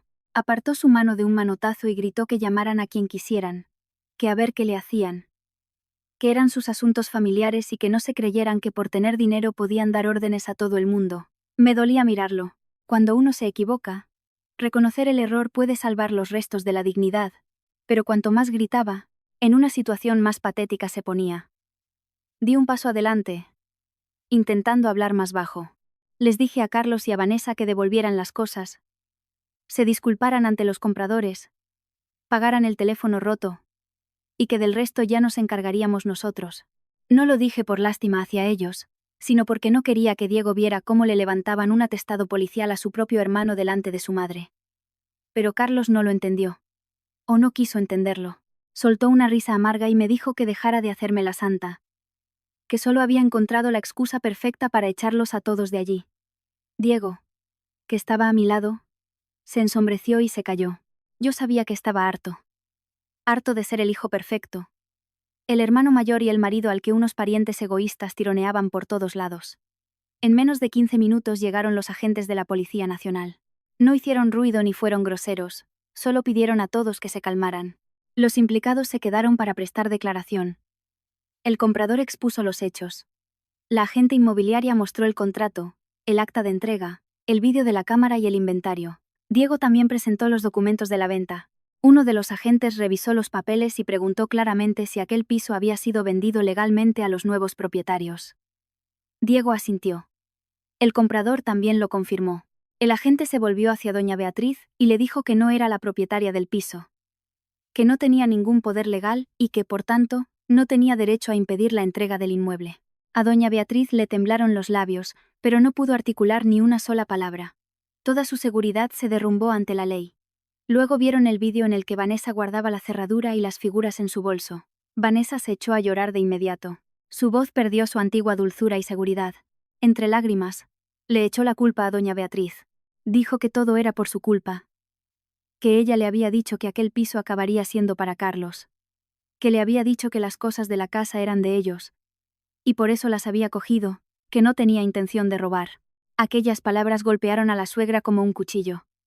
Se quedó helada, con los ojos muy abiertos, mirando a la nuera favorita a la que había defendido con tanto ahínco. El rostro de doña Beatriz cambió hasta volverse irreconocible. Antes podía engañarse pensando que Vanessa la quería, y que Carlos la defendía por deber filial. Pero ahora, delante de extraños, Vanessa le había echado toda la culpa. Aquel falso amor en el que ella creía resultó ser fino como papel mojado, y se rompió al primer soplo de viento. Carlos no tenía mejor aspecto.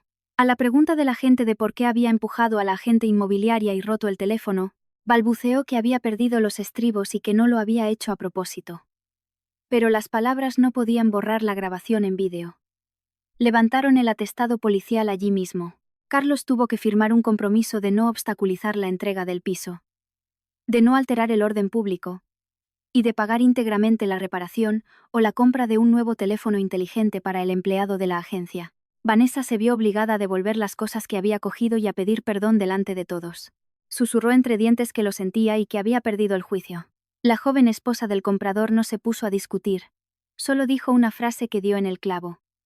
Que un piso se puede comprar o vender, pero que no se debe llevar la propia codicia a casa ajena. Doña Beatriz estaba sentada en el banco, con los hombros hundidos. Pensaba que lloraría, pero solo miraba al vacío. Abstraída, seguramente por su cabeza pasaban todas las palabras de Vanessa. Todas las peticiones de dinero de Carlos, todos los intentos de convencerla de luchar por el piso. Por todo aquello había cerrado la nevera con candado. Le había cortado la luz y humillado a mi madre. Y había echado a su hijo y a su nuera de su propia casa. Y al final, precisamente su hijo y su nuera favoritos se encontraron en el punto de mira de la policía, mostrando su verdadero rostro. Cuando el agente le preguntó a doña Beatriz sobre la obstrucción en la entrega de llaves, Diego dio un paso al frente. Su voz sonó ronca. Dijo que su madre era mayor, que aquel día se había dejado llevar por las emociones, y pidió que le dieran la oportunidad de arreglar la situación. Aseguró que nos encargaríamos de recoger sus objetos personales aquel mismo día, y que no volvería a molestar a los nuevos dueños. Yo miré a mi marido con dolor y compasión. A pesar de todo, él seguía siendo su hijo, y no podía permitir que su madre recibiera un castigo severo. Pero esta vez, su protección no fue un perdón ciego. Tenía condiciones, límites y exigía responsabilidades. El agente advirtió severamente a doña Beatriz que a su edad debía comprender las consecuencias, que la propiedad había sido vendida legalmente, y que si seguía interponiéndose, el asunto no se quedaría en una simple advertencia. Doña Beatriz bajó la cabeza y respondió secamente que lo entendía. Era la primera vez que decía aquellas palabras sin intentar justificarse. Tras la marcha de la policía, en el patio se hizo un pesado silencio. Vanessa se escondía tras la espalda de su marido, sin atreverse a levantar la vista. Carlos, con aire sombrío, firmaba el documento para indemnizar los daños causados por su bravuconería, de la que no quedaba ni rastro. Doña Beatriz estaba sentada, pálida como un fantasma. Diego compró una botella de agua y se la tendió. Le dijo que bebiera. Ella levantó hacia él sus ojos enrojecidos. Diego no la abrazó ni la consoló como antes. Simplemente se quedó a su lado y dijo tranquilamente que aún se preocupaba por ella. Pero que a partir de aquel día, ella era la única responsable de sus actos y que no podía esconderla de la realidad para siempre. Doña Beatriz cogió la botella con manos temblorosas. De pie a su lado, no sentía alegría por el mal ajeno. Solo veía el karma en acción. Quien siembra despotismo, cosecha soledad. Quien siembra avaricia, se topa con la ley.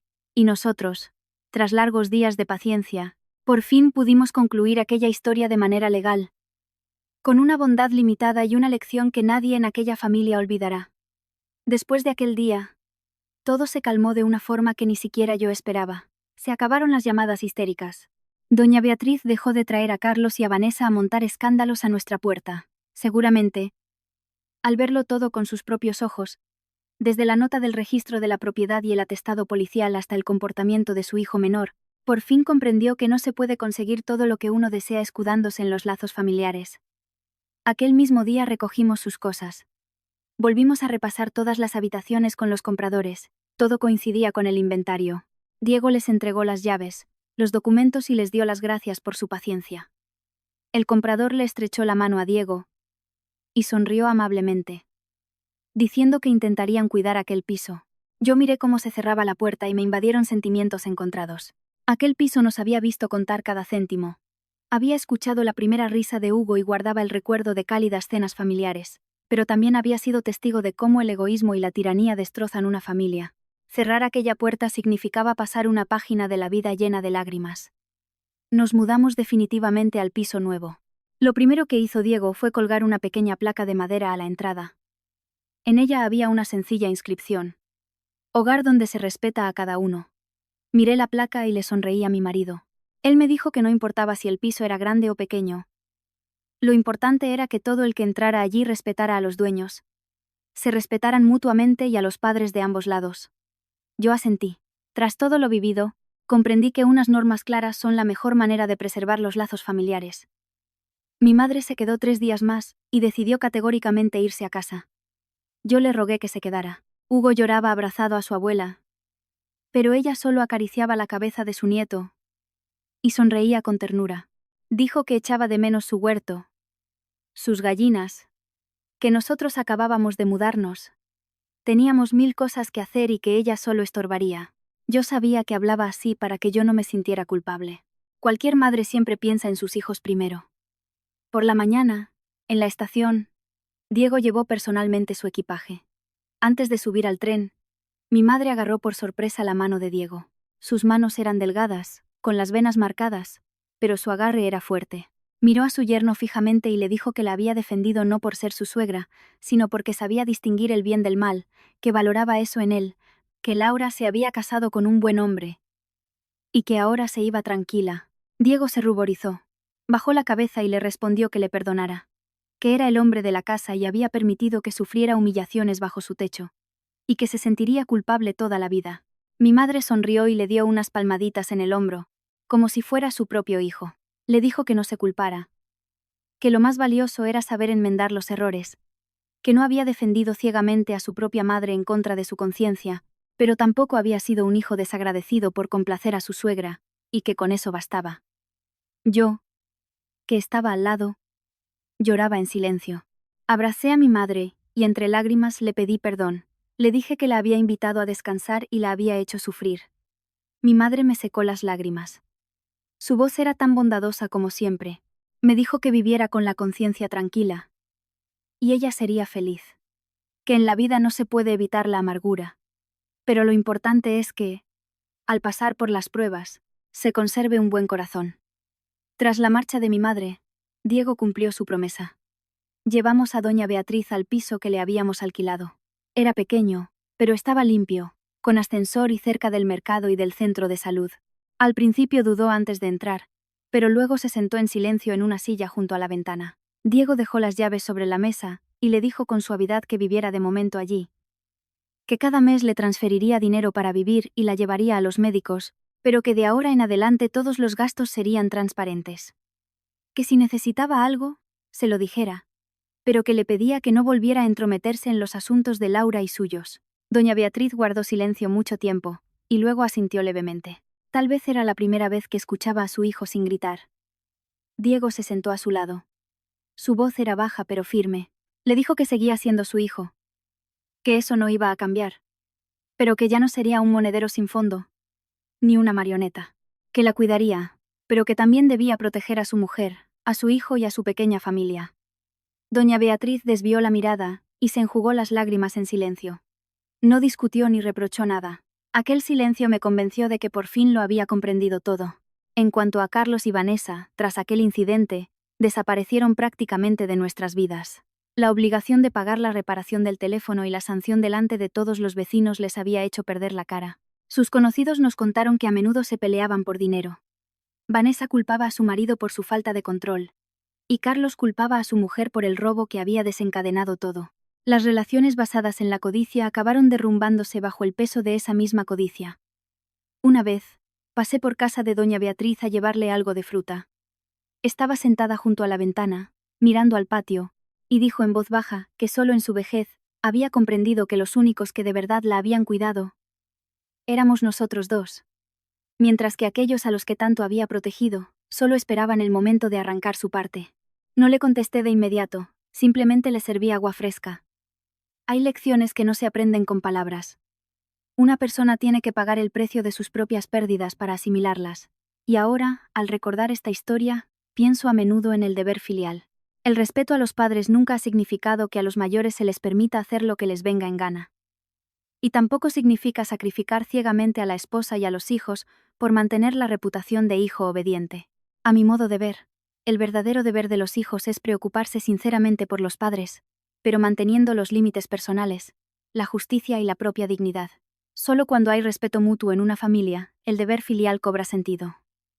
A veces, los pisos no se venden porque se haya acabado el amor, sino porque las personas han olvidado la palabra respeto. Y creo que si algún día tenéis que elegir entre el deber y la justicia, no caigáis en los extremos. Amad a vuestros padres con sinceridad, pero no permitáis que ese amor os convierta en un felpudo para limpiar los zapatos de otros. Porque una familia verdaderamente tranquila solo se construye cuando el amor va de la mano con el respeto mutuo.